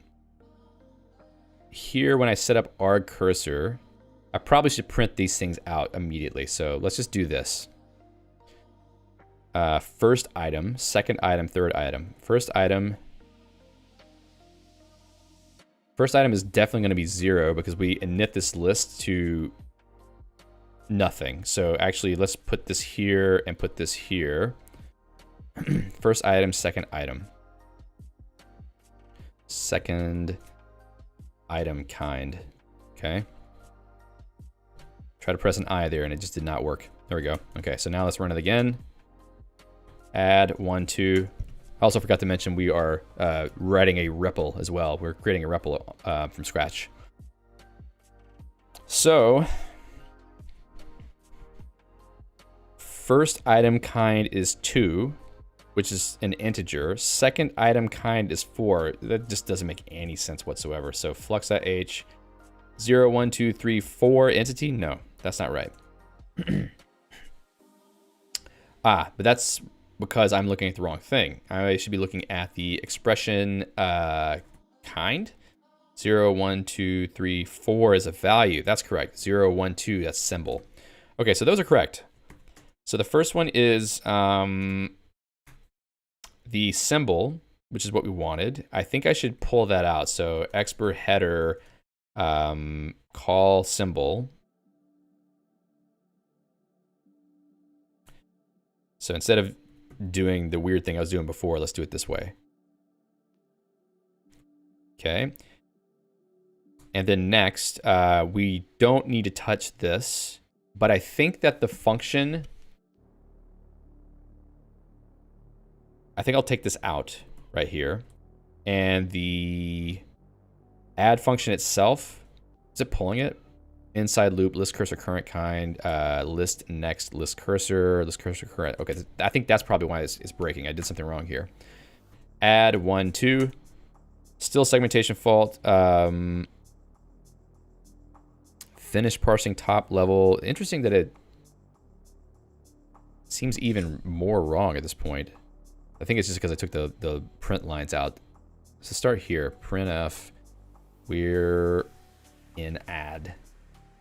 Add a new line. Make sure it shows up.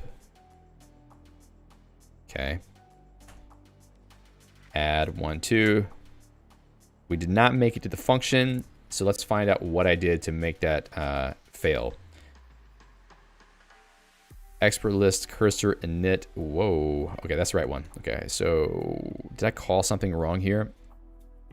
Symbol name is call symbol name. So let's check this first. Call symbol, symbol name, let's see, eval log.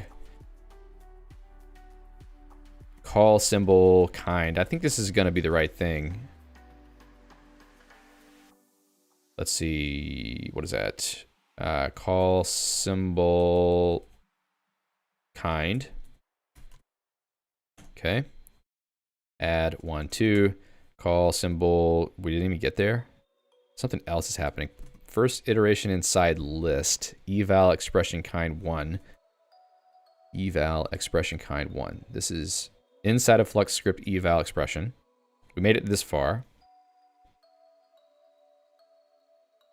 And expression kind 1 is a list according to internal. Yep.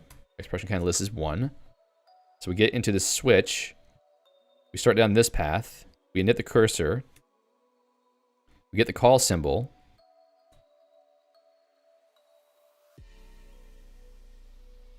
Why does it not even write that out?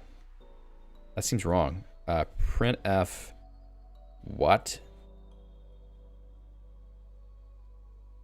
Returns null. You have a pointer dereference there. That's a good point. But the thing is, I was writing out the stuff before, and it seemed fine. Let's see. In theory, it shouldn't be. All right, let's try this one more time. Add 1, 2. Okay, so it gets that far. So it must be this dereference. So let me just write out the call symbol hex for the pointer. Come on. All right, add 1, 2. Segmentation fault. Oh, hold on. What?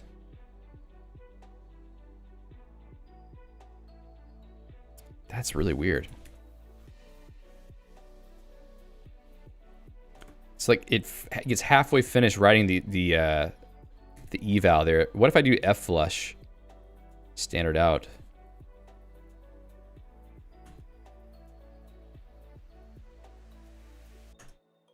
No, still the same thing. Hey, Alex. We're writing a REPL now. Okay, so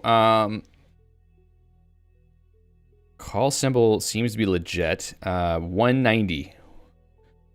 Try casting the pointer to int. Come on. Consult line. What was it? 190?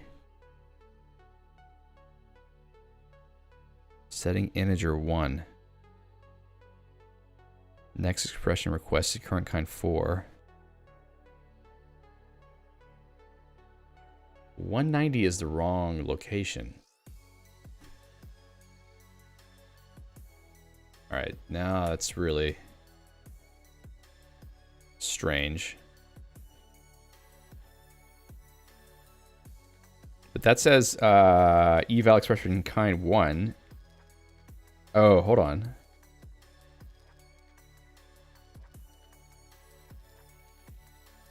Yeah, GDB is not going to help here because we know it's happening right at this point. I mean, okay, let's try it and see. I'm just curious to see what GDB tells us. So, what is happening, vterm? Can't even type in the terminal. Hello. All right, we're going to kill that one. Who knows? I upset it somehow. Go back into Geek Shell. Let's go back in this folder. Geeks Shell. Boom. All right, and then we'll go back into running this again. Yeah, I said I wanted to do GDB. So let's run it in GDB. I don't need to compile it, but whatever. Run. Add 1, 2. BT. Yeah, so something about actually logging the symbol kind is causing it to crash, which does not make sense at all. At least you can expect call symbol inside GDB. That's a good point. Okay, so call symbol. Display. No call symbol in current context. Why not? Do I need to go up the stack? I don't even know how to do that in... Let's see, I want to go back to frame number 3. Can I just type 3? No, help. Help.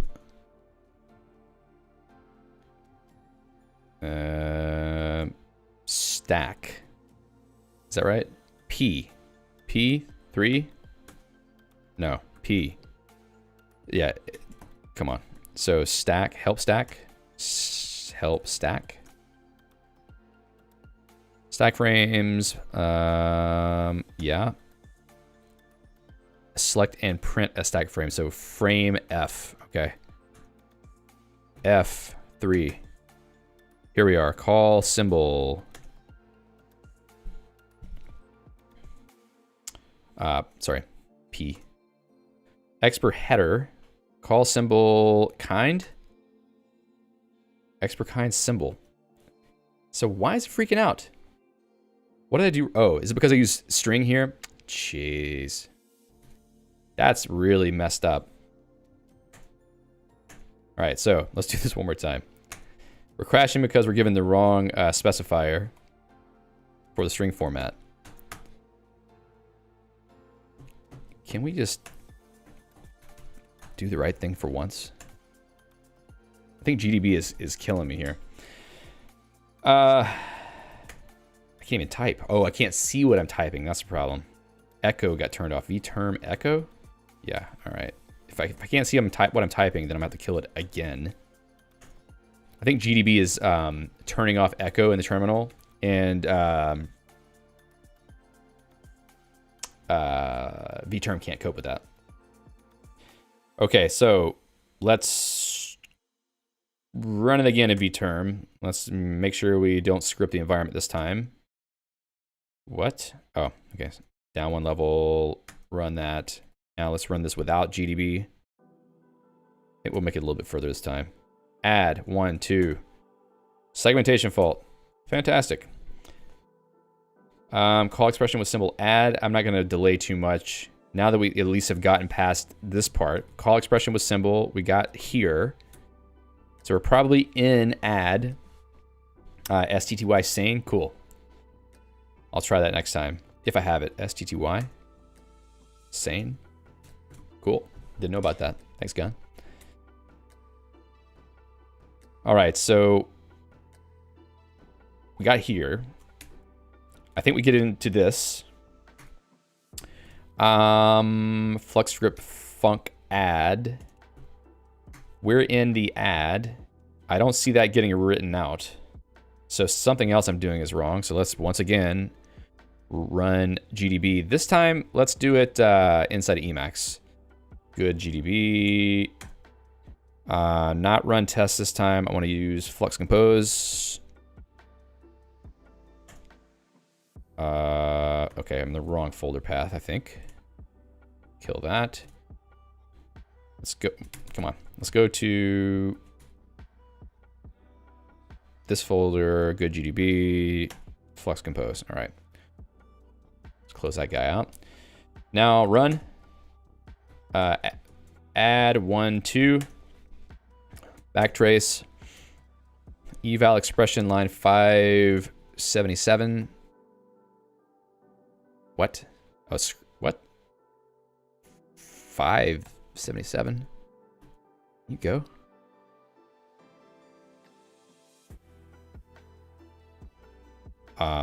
Yeah, we didn't make it at that point. We should be right here. Printf.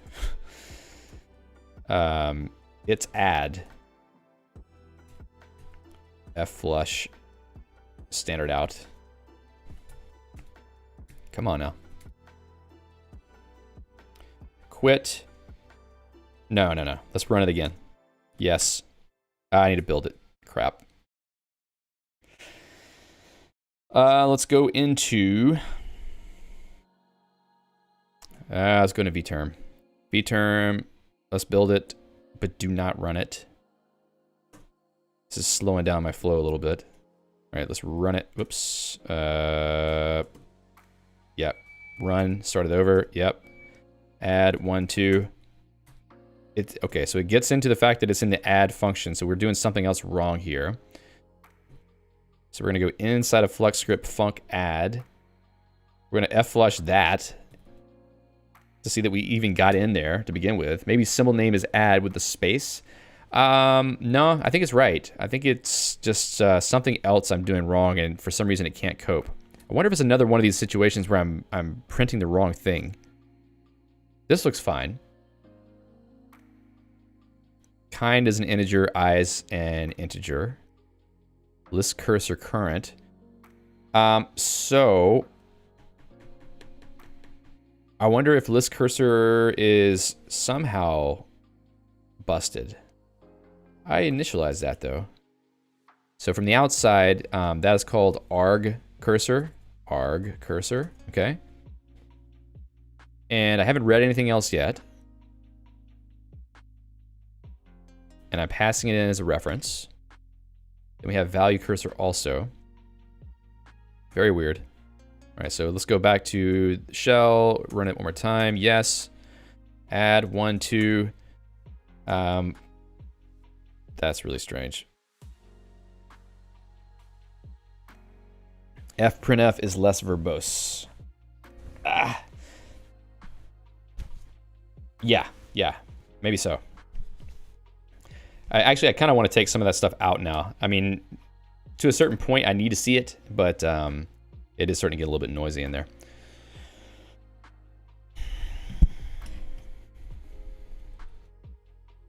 So we're making great progress today, I have to say.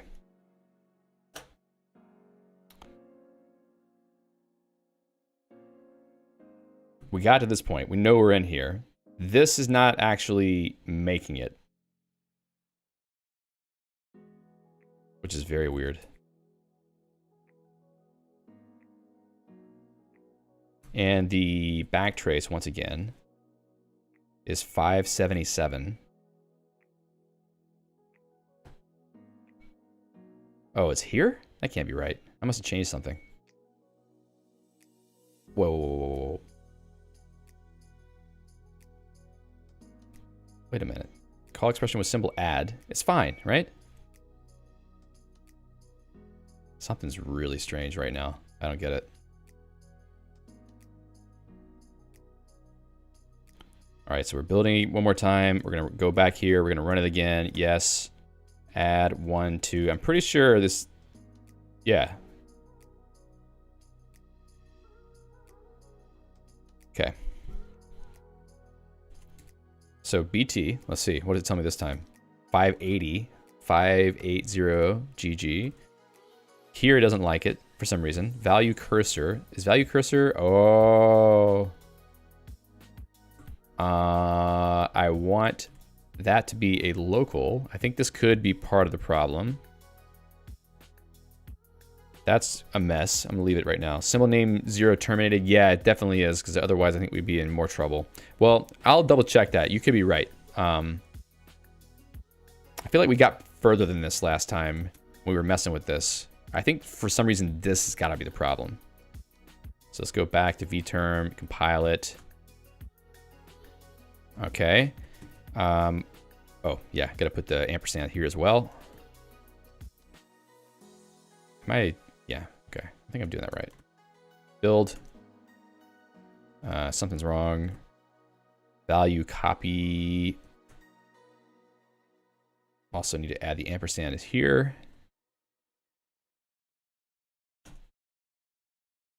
Something else is missing. Invalid type 555. Value cursor current. Interesting. How did that ever have anything in it? Because this was a pointer. It was pointing to nothing. Okay, let's go back to GDB. This is going to be another one of those situations where I did something really dumb. Add 1, 2. Yes. Okay, so now it seems to be evaluating correctly. We're not printing the result because we don't have a print in our stuff yet, but if I were to run start preview window, let's just put this 1020, nah, 20, whatever, 1024, 768. It's not going to do the same thing. Okay, call expression with symbol. So it should have showed the window at this point, I think, because it's not crashing. Let me go back to, was it graphics, lib.c? Down here, Flux Graphics, attempting to show window. So it never got that far. Thank you, Felipe. Attempting to load window. Maybe I should, oh, I think Flux log does flush. Come on. Come on. LSP.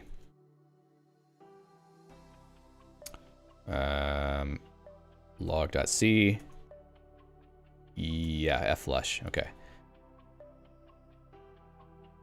So then this should show up if we were printing with that.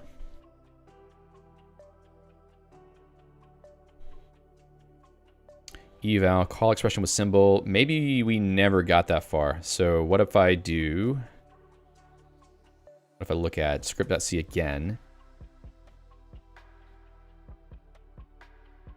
Hold on a second. I've got it right there. Show preview window, right? So let's use flux log. I keep using various different log functions. I probably should, be a little bit more consistent, but this is going what I'm thinking about at any given moment. Okay, so calling show preview window. Okay, and then flux graphics func show preview window. That should be getting called. Let me double check. Yeah, so that should be right. Okay, so let's go back into vterm. We're gonna rebuild it again. Okay. Then we're gonna control C that a couple times, hit run, yes. Run it from the beginning, start preview window. Call expression with symbol, start preview window. So it doesn't seem to get in here. Just because I'm typing the wrong command name. Show preview window. Haha. All right, so we were successfully able to launch the SDL preview window with our scripting language, which is cool, through our own REPL. So obviously what we need now is a separate thread. Actually, I think we are in a separate thread still. Yeah, so I could still do add 1, 2, and that would still eval, and this is just kind of sitting open. So we do have the basis for moving forward now, which is great. And apparently Felipe saw my problem, and the stream delay is so much that he wasn't able to alert me to it until I already figured it out. Thanks, Felipe. Iotcol says, are you using LSP with Clang D? Yes. I think it's using it's using CCLS, which I believe is using LLVM. Or whatever, Clang D. C-Lang D, however you call it. All right, so that killed the process. That's actually what we intended. Okay, cool. So now that we've got that working, what was the next step? Let's actually go back to our to-do list. Evaluate call expressions. That's working more or less correctly now. We still need to do the Guile interface code. So let's look at our basic, basic gfx.fxs file that I created, which is a total mouthful. All right, so the next thing we want to do is scene, but we also have this define call. And I'm trying to think of the right way to approach this now.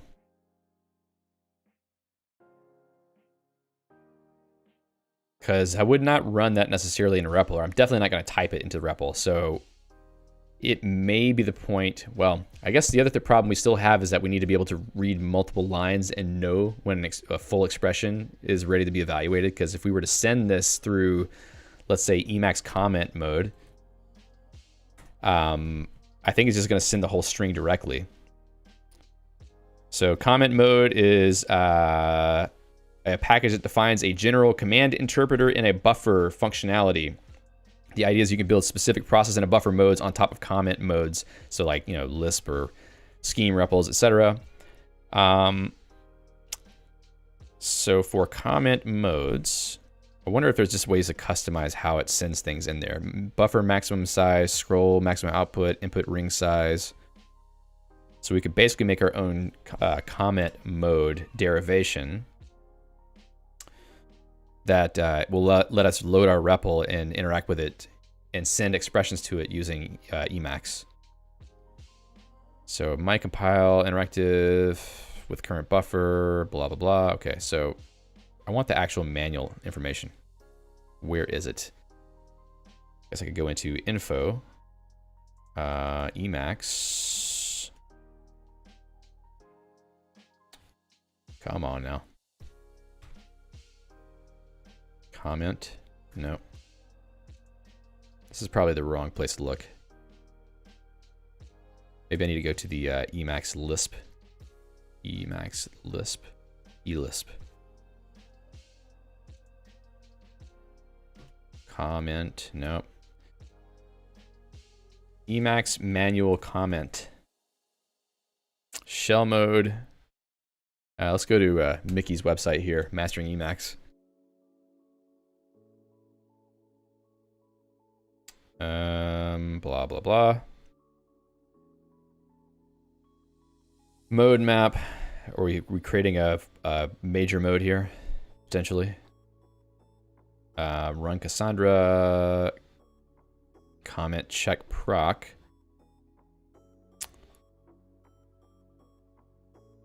Current buffer.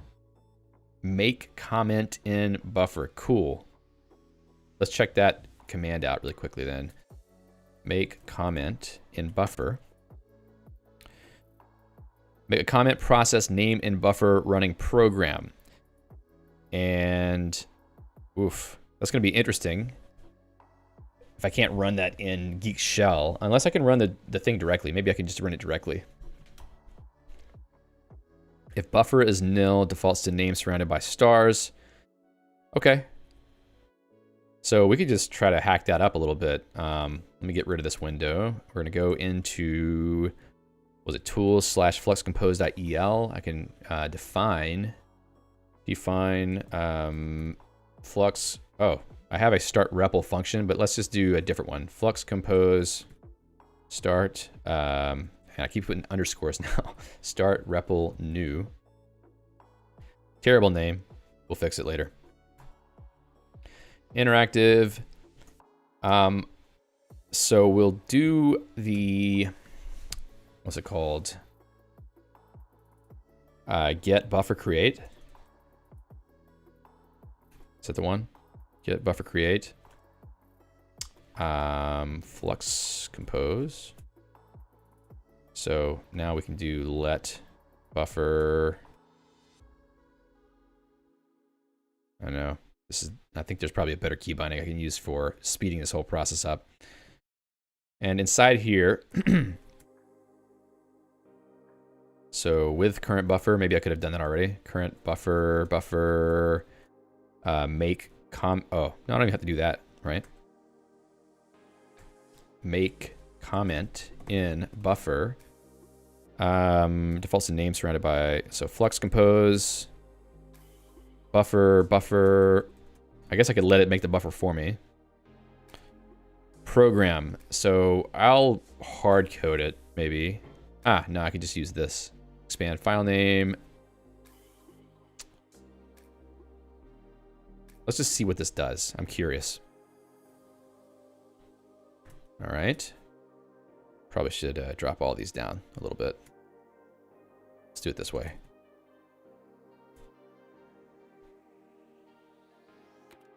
And string, okay. Program is a string. Any more args or arguments sent to program. We don't really need that right now. So maybe we can start or try to run this. Whoa. I think I broke something. Okay. Expand file name.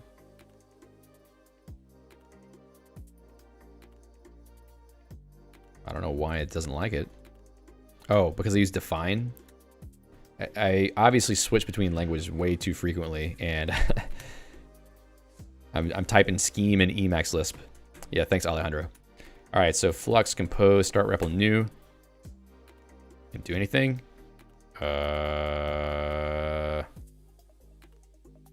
Flux compose. Okay. Okay, so it did start it. That's cool. Add 1, 2. Okay. So I wonder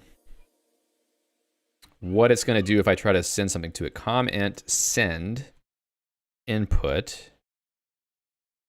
Let's go back and look at that blog post here. Maybe I need my own functions for doing that. If I have control over it, actually, it's kind of interesting. If I have total control over the entire thing being sent, then I have a little bit more ability to send it how I want to. Use prompt regex, process echoes, okay. Send. Comment input sender, alter the input string midstream, cool. What was the function name we saw? Comment input. Kill input, next input, insert input. Set the current input to the previous input. What? I like it that you get history automatically for the prompt, which is great. Comment input. Go to input, kill input, next input, send input. So if I call, is it got to be in this buffer? Comment, insert input, add 1, 2.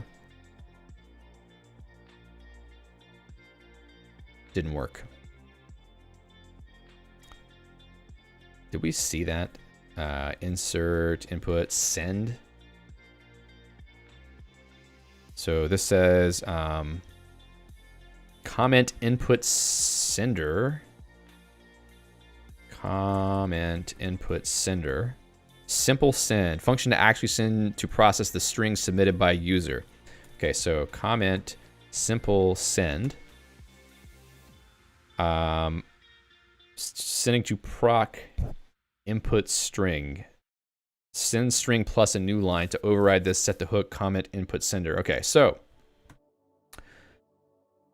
if we just invoke it directly, list P. P is the process. Get process. Ugh. If I have to do that myself, that's not so good. There must be a way to do it, like comment send input. So there we go. Point min, point max.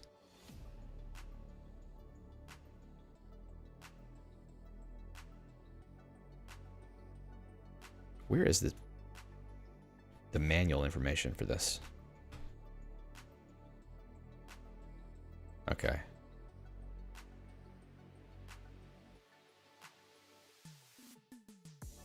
Shell mode. Comment send input.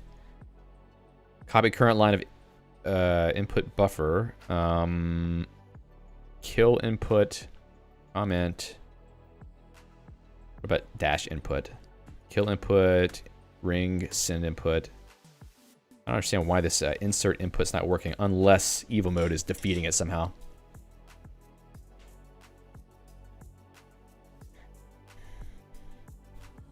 Comment kill. Subjob, okay. Comment send string is also a thing. Is that comment, whoops, wow. Comment send string. Yeah, but you have to have the process, and maybe there's a variable for that. Comment process, not for the buffer. Wow, there should be, right? Process server, no. Insert at, yeah, I guess so. I guess so, right? Probably it's just got to be the most simple way to do it, which is just call insert, insert, right? So how about this? Let's try what Felipe suggested. Prog in, insert, add 1, 2, and then comment, send input. So that's both of those, right? Yeah, that worked. Cool. So I basically have to have my own function for that, it seems. Which is not a big deal.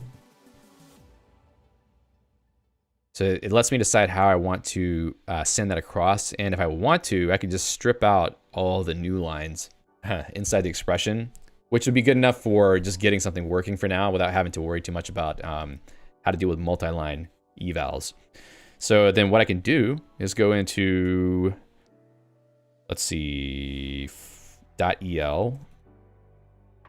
Flux compose.el, define flux compose REPL send. Yeah, I need like eval last s expression. How can I hook that up? That's just for elist mode. Okay. I wonder if it's like thing at point.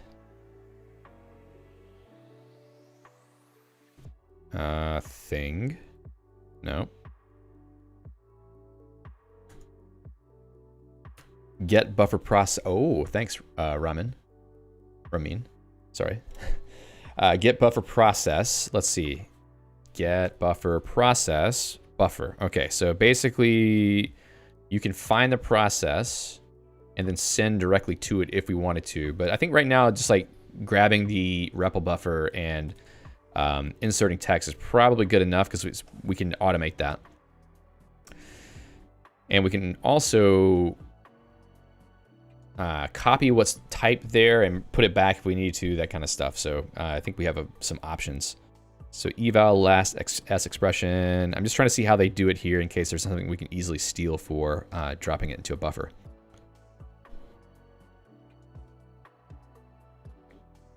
Debug on error. Interactive P.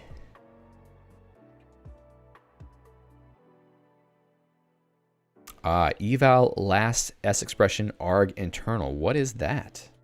Eval last s. That is it because of the P? Okay. Emacs interactive command prompt.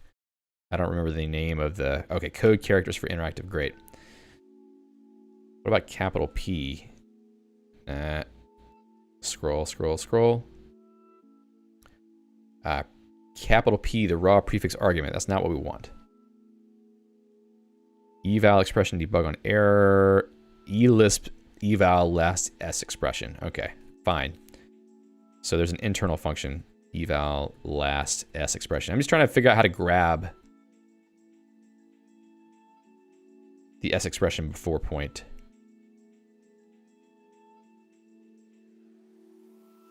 Okay, so how about thing at point? I'm pretty sure thing at point can do this. S expression, defun. No, go back.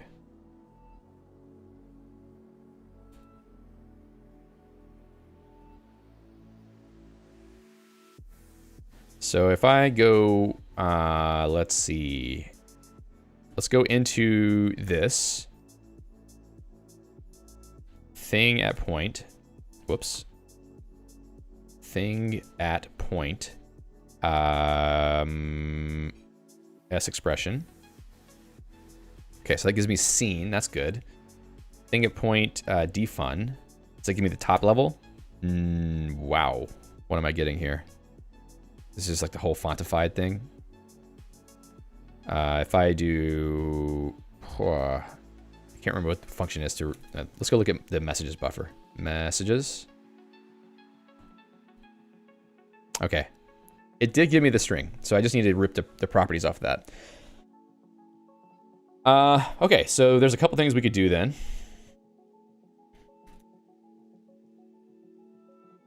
And let me double check this one last time too. So if I run thing at point for s expression, does it give me the messages?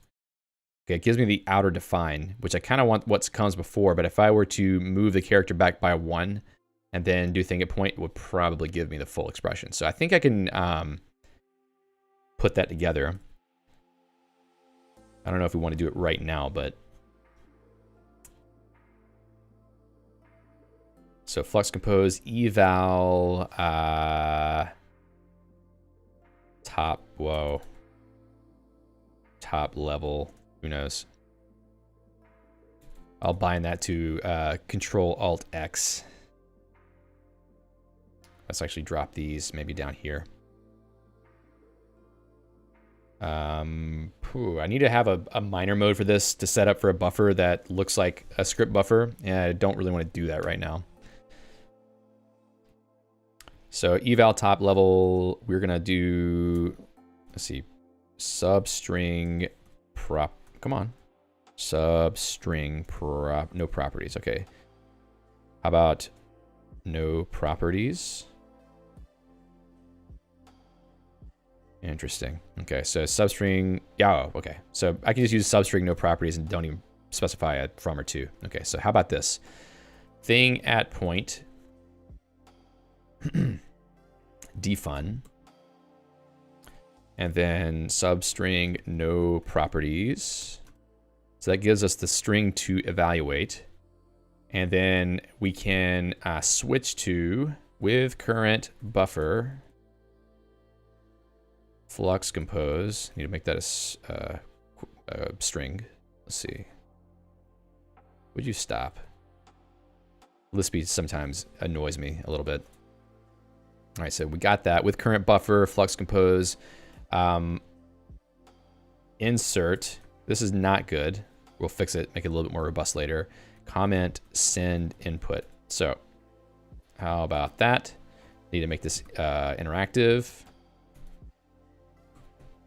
So now, if I go back to the flux compose REPL, and then go back to our fxs file, and then run that command here, flux compose eval top level, wrong argument type string p nil. Well, why don't you just tell me where that's a problem? Toggle debug on error.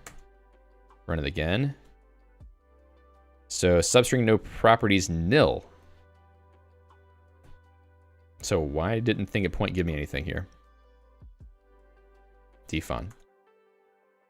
Okay. Substring no properties. Okay, let's actually try that here. That seems fine.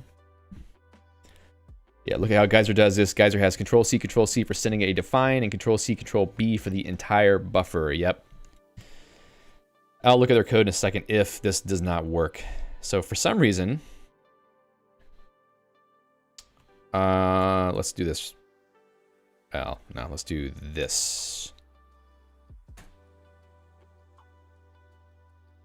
Substring no properties nil. I will eval that here. Show preview window. It should be giving something.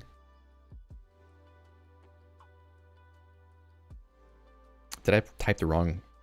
Ah, no. Oh, okay. I need to do this. That's the problem. I'm changing the buffer before I even get to pull the text. So let input. All right, that looks right. And then insert input. Let's go back here. Run it one more time. Cool. All right, so that worked. So now I can actually send it to the REPL. Cool. I mean, that's not bad for just barely having put it together today. And now whenever I do this, it's going to kill the REPL entirely. What if I go back to, let's see, was it start REPL new? Awesome. So it basically starts it right back up in the same buffer, which is about as good as it could be. And if I go back here once again and run eval top level, it will do it. Cool. So, I mean, we basically got a REPL now. It's not perfect. It really needs some work to be robust and handle inputs well. Like if I were to do this, I think it's not going to work. Let's try to run this whole expression. It's going to totally fall apart. So eval top level, current buffer has no process. Did it just totally choke? Process flux compose finished. It didn't even say anything. He just totally bailed out. Interesting. Alejandro says, great to see this will come with full Emacs support. Yeah, it has to. I mean, this is the main environment for me to use to hack on stuff. So it's going to have direct integration with Emacs.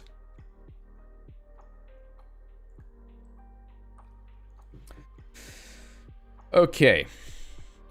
So let's go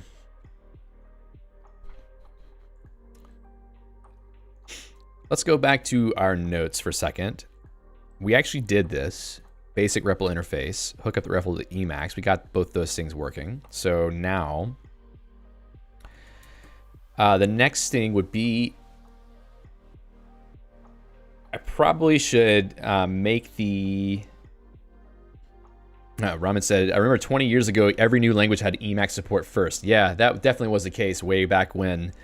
Now, not so much. Though language servers are making that a lot better, which is great. I mean, to be able to do full, you know, IDE style programming in Emacs for various languages is very good. What was it? About 8 years ago, that was not the case. When I was trying to do development in Emacs for, you know, the language I was working with at work at the time. Okay, so now I want to do one little quick thing for the function that we just wrote for scraping the input. Let me go back to fluxcompose.el. I want to rip out all the new lines.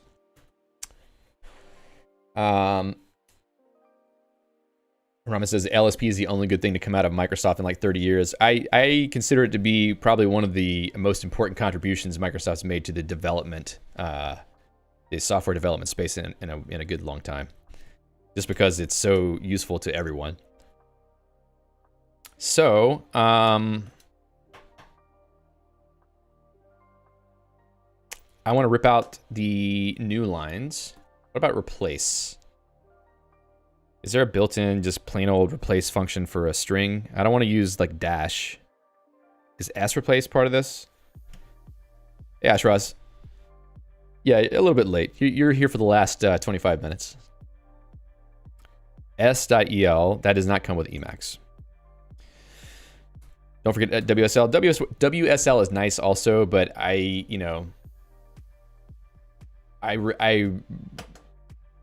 avoid using it just because I'd rather just use JT's here. TypeScript is good. I'm not going to say it wasn't good. Obviously, TypeScript is a major benefit to people writing JavaScript code, but I didn't expect JT to be here listening to me say that. What was I saying? WSL, I'd rather just use Linux, directly, but sometimes you kind of have to use Windows. All right. I need a function to replace the new lines. I just want to make it all one line. I'm trying to think of what else is around. Looking for, at the moment, email. So I'm trying to replace, in a string that I have in hand as a variable, I want to replace new lines with nothing, effectively. I want to just basically make it all a single line. I don't have an existing buffer to do that with. I could just make a temp buffer to do it, but it seems a little bit overkill, to be honest. So there's no, let's see, search string. Okay, replace search. No, that's not right. I feel like there is a function for this. I just don't remember the name of it at the moment. String replacement, string in region, no. Emacs find and replace in string. String dash replace. Thank you, Alejandro. That is the one I'm thinking of. String dash replace. Awesome. That's in subber.el, which is great. So up here require subber. Actually, subber probably is already pulled in by default. Subber X is not. So let's just assume that. Here I'm going to use string dash replace from string to string. So I need to basically say new line here and then replace it with nothing. All right. That should be good enough. Eval that. Now I need to pull my REPL back up again because I crashed it. Of course, current buffer has no process. Well, no kidding. REPL new. Okay. Then I'll go back to this file, and I'm going to run this, which is definitely going to crash because I have not defined define yet as a function. Eval top level. Oh, okay. That was good enough. Let's see. What does the input look like? Jeez. Okay, well, it amazingly parsed through all that without choking. That's a good sign. Good. Probably abuse concat and split.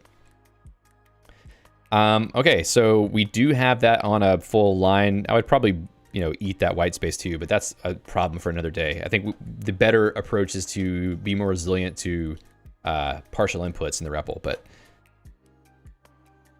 so we could basically try to eval that whole thing now if we wanted to. But for now, I think maybe it's better to start small and just yank out this circle here and try to eval that first. Come up with a function for circle.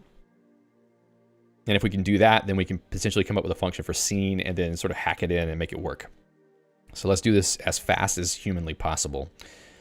And we're going to have a little bit of a problem here because to process keyword arguments, I'm going to have to iterate and look for them, which is probably not the most ideal way to deal with it, but that's what we got right now. Okay, so I'm going to go back into our little if statement hell here. So I'm going to implement a symbol table soon. I have an algorithm in mind for this that I want to use, but it actually is going to take a little bit of effort, and I don't think I want to do that on stream because it would just be really boring. So we will have a symbol table. What the hell? That gives us legitimate lookup at some point soon. So here I want to have circle as a function that I can look up. And, oh God, go away Ephilia mode. Yeah, that's how you pronounce that. So we can take that out now. We can probably get rid of some of this junk logging because it does seem to work. Get rid of that. Alejandro says, wouldn't the input buffer overflow with this approach, passing the whole buffer? No, it shouldn't, because we are only reading up to the size of the buffer string that we have there. So we should not have a problem with that. That's definitely something we can test out and see what happens. Okay, so leave that alone. We want circle now, which we could probably go back into lib.c, which really should be graphics.c at this point. We have a function for, let me take this really quickly. Yeah. We have a, where was it? There was another one where I was, oh, scene.c. I think that's the one. Okay. Add scene member. Ah, yeah, we were doing that behind the scenes. No pun intended. So we were calling add scene member. We don't really need to do that now, though. Interesting.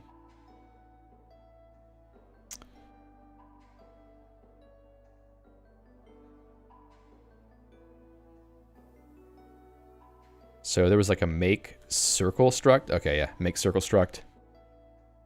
What if the Emacs buffer is longer than 24.8 with a function parse it partially? Yeah, it's not gonna work. I mean, like we're hacking this in as cheaply as possible at every step of the way, and then we're gonna eventually polish it to where it works correctly. All right, so make circle struct, where we kind of want to wrap this function. So I'm just going to put this right here. So flux graphics,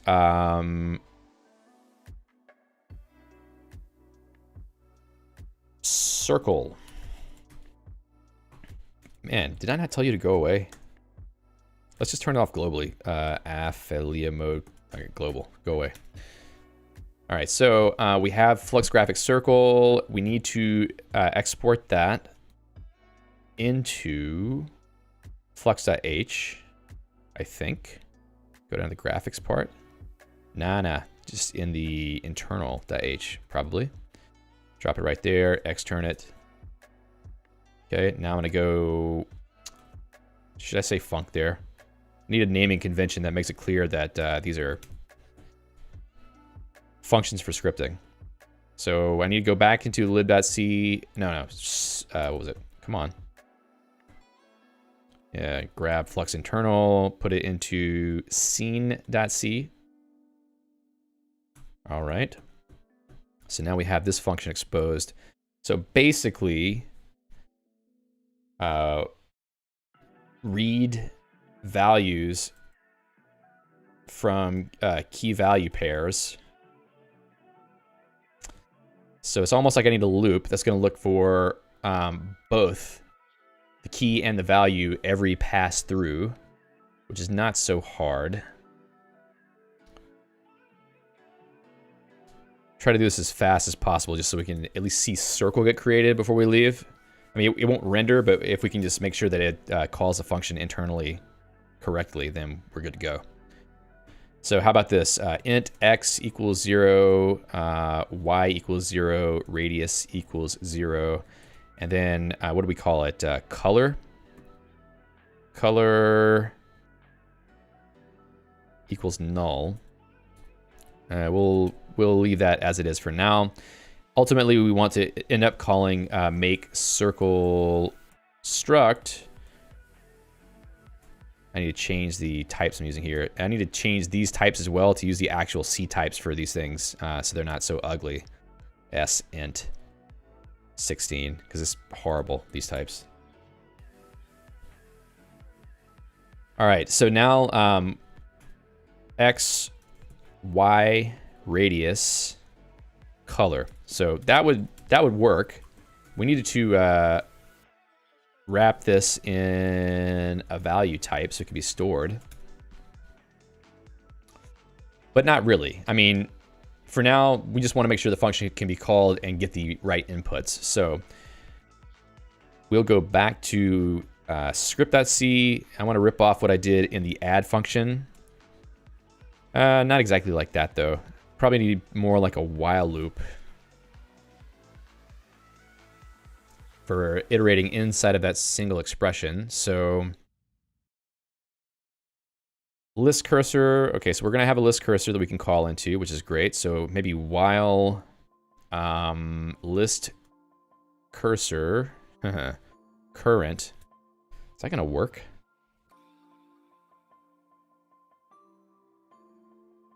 I think I'm going to hit a problem here pretty fast.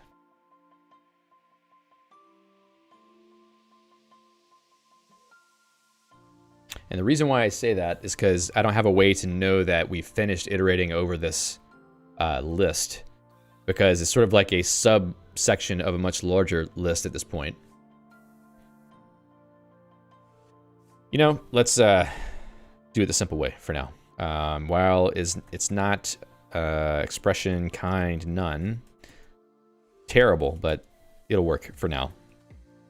To do have a better end state to check for. Okay, so while list cursor current.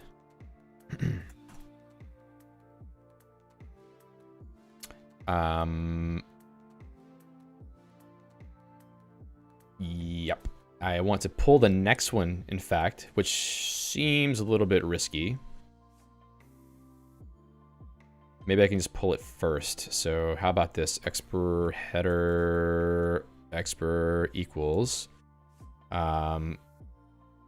flux script. Does it not give me IntelliSense? Okay, so how about LSP? Turn that on. Script next. Expression list next. List cursor.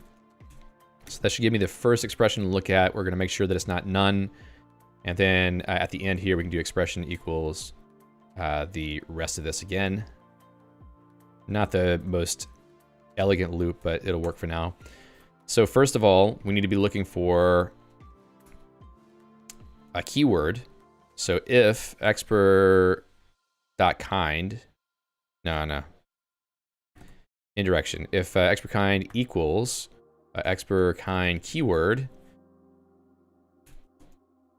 first of all, which keyword name is it? And then find the value.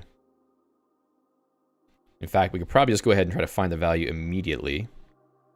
So how about this? Expr header value equals. We'll pull that to do check for none. This all needs to be cleaned up. I think I need a more robust approach for this. In fact, I think the parser should probably take care of identifying key value pairs.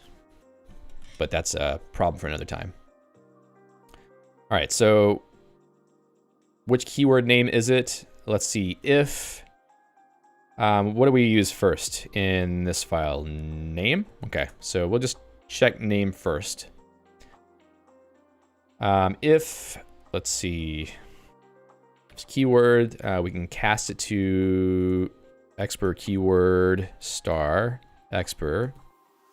I probably need to cast or group that. Expr, was it name or string? Name, okay.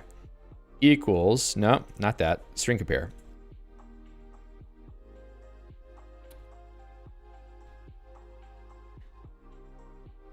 Coding ability is going out the window now. Come on, let's go. All right, so we're comparing one of these. I think this also needs a nested. Yeah. String compare name to name. I think I've done something wrong. Gun says, are these expr kind symbols constants? Camel casing looks like type names. They are enum values. Let's take what? That goes where there? That's right. This needs to go away. Okay. Equals 0, right? To say that these are equal. Then we can say flux log. I'm just going to write it out just to see that we are able to read it. And then once we finally hit the end,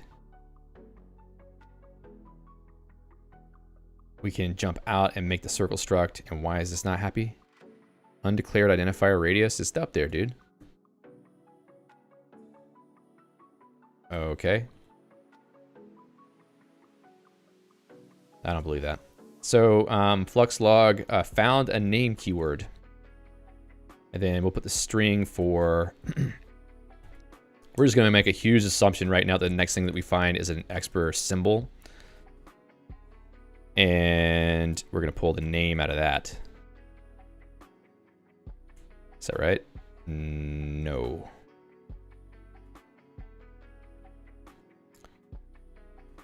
Okay. So that's enough to see whether we're going to pull that. Now let's make sure that flux graphics circle, which needs to be called flux graphics func circle now, can be invoked from the eval engine. Circle. Let's do this. Flux graphics func circle.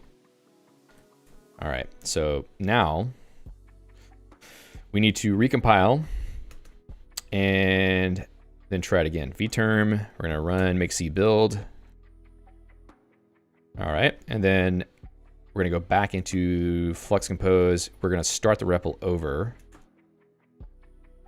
So it doesn't let me do that easily. What if I just kill the buffer? Yeah, kill it. And then start the REPL again. I need to make it show the buffer. So flux compose.el, switch to buffer. Probably need to run pop to buffer, but whatever. Current buffer? No, that's the wrong place to put this. Delete, join. Right here. And then I'll put buffer in that. Yeah, there's probably a better way to do this. So we're gonna run it one more time. Whoops, come on. There we are. Okay, so now if I type in circle name test, unhandled expression type 0. Alejandro says, why not use Emacs compile and get rid of vterm? I probably should do that, actually. I have my current compile command is running the REPL, and I don't need to do that. So you're probably right. I should do that. Okay, found a name keyword. Okay, so it finally makes to 0. So maybe I have a little bug in expression list next that needs to be dealt with. But I think we managed to get to the keyword in the name. If we go back to scene.c, found a name keyword. I actually need to drop this down really quickly. So let's go back here. We're gonna run compile. And then, yeah, just do make c build. All right, that's definitely much better. And then kick off the REPL again. and then run the same command. Found a name keyword. Now, hold on. It's not actually writing out what I told it to. Come on. Scene.c. Found a name keyword. It should be writing out a string for the expression. Oh, wrong value. That's the one. Okay, let's try this one more time and then I have to get out of here. Recompile. What?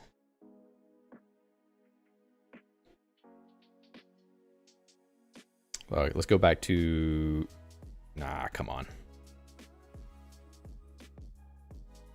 Compile again. I ran recompile incorrectly. Go back to, well, okay, let's try this again. Start REPL new. We're here. Cool, we're in there. Run it. Okay, found a name keyword test. Good. So we've been able to identify at least the first key value pair of the parameters to the circle function. Probably it is calling make circle in there and leaking memory. That's fine. Well, no, it's not getting there because we're hitting an unhandled expression type. But the good news is that we've made a decent amount of progress today getting a REPL set up, at least some integration into Emacs, the ability to send expressions from Emacs into the REPL, and to call functions that we're registering directly with the evaluator. So I think that with a little bit of cleanup before next time, we're going to be in a better position to continue building this out and start actually displaying the scene again. And then once we have that working, then we can move on to some more interesting things and sit around watching me deal with seg faults for 3 hours. But I'm fairly happy with the progress, though. I mean, I think that, you know, for only having been doing this for like 3 weeks now, I guess, you know, we've done some stuff, and I think that I'm learning a lot more about C and getting more competent with it. So it should be hopefully more interesting as time goes on. So anyway, I'll go ahead and commit the show notes and the code. Let's see, we've got these things done today. I'll finish this up and commit everything so it's up on the website and also on the GitHub repository, so you can check out the code if you want to. And as always, thanks everybody for coming by and watching this insane code stream. I appreciate all of you who were here the whole time and actually, you know, giving me hints the whole time. I really appreciate that. It's always good to have people helping out in the chat. So anyway, until next time, we'll be here on Thursday at the same time. So if you want to jump back in again, we'll be here doing the same thing. Until then, not happy hacking, keep it creative. We'll see you next time.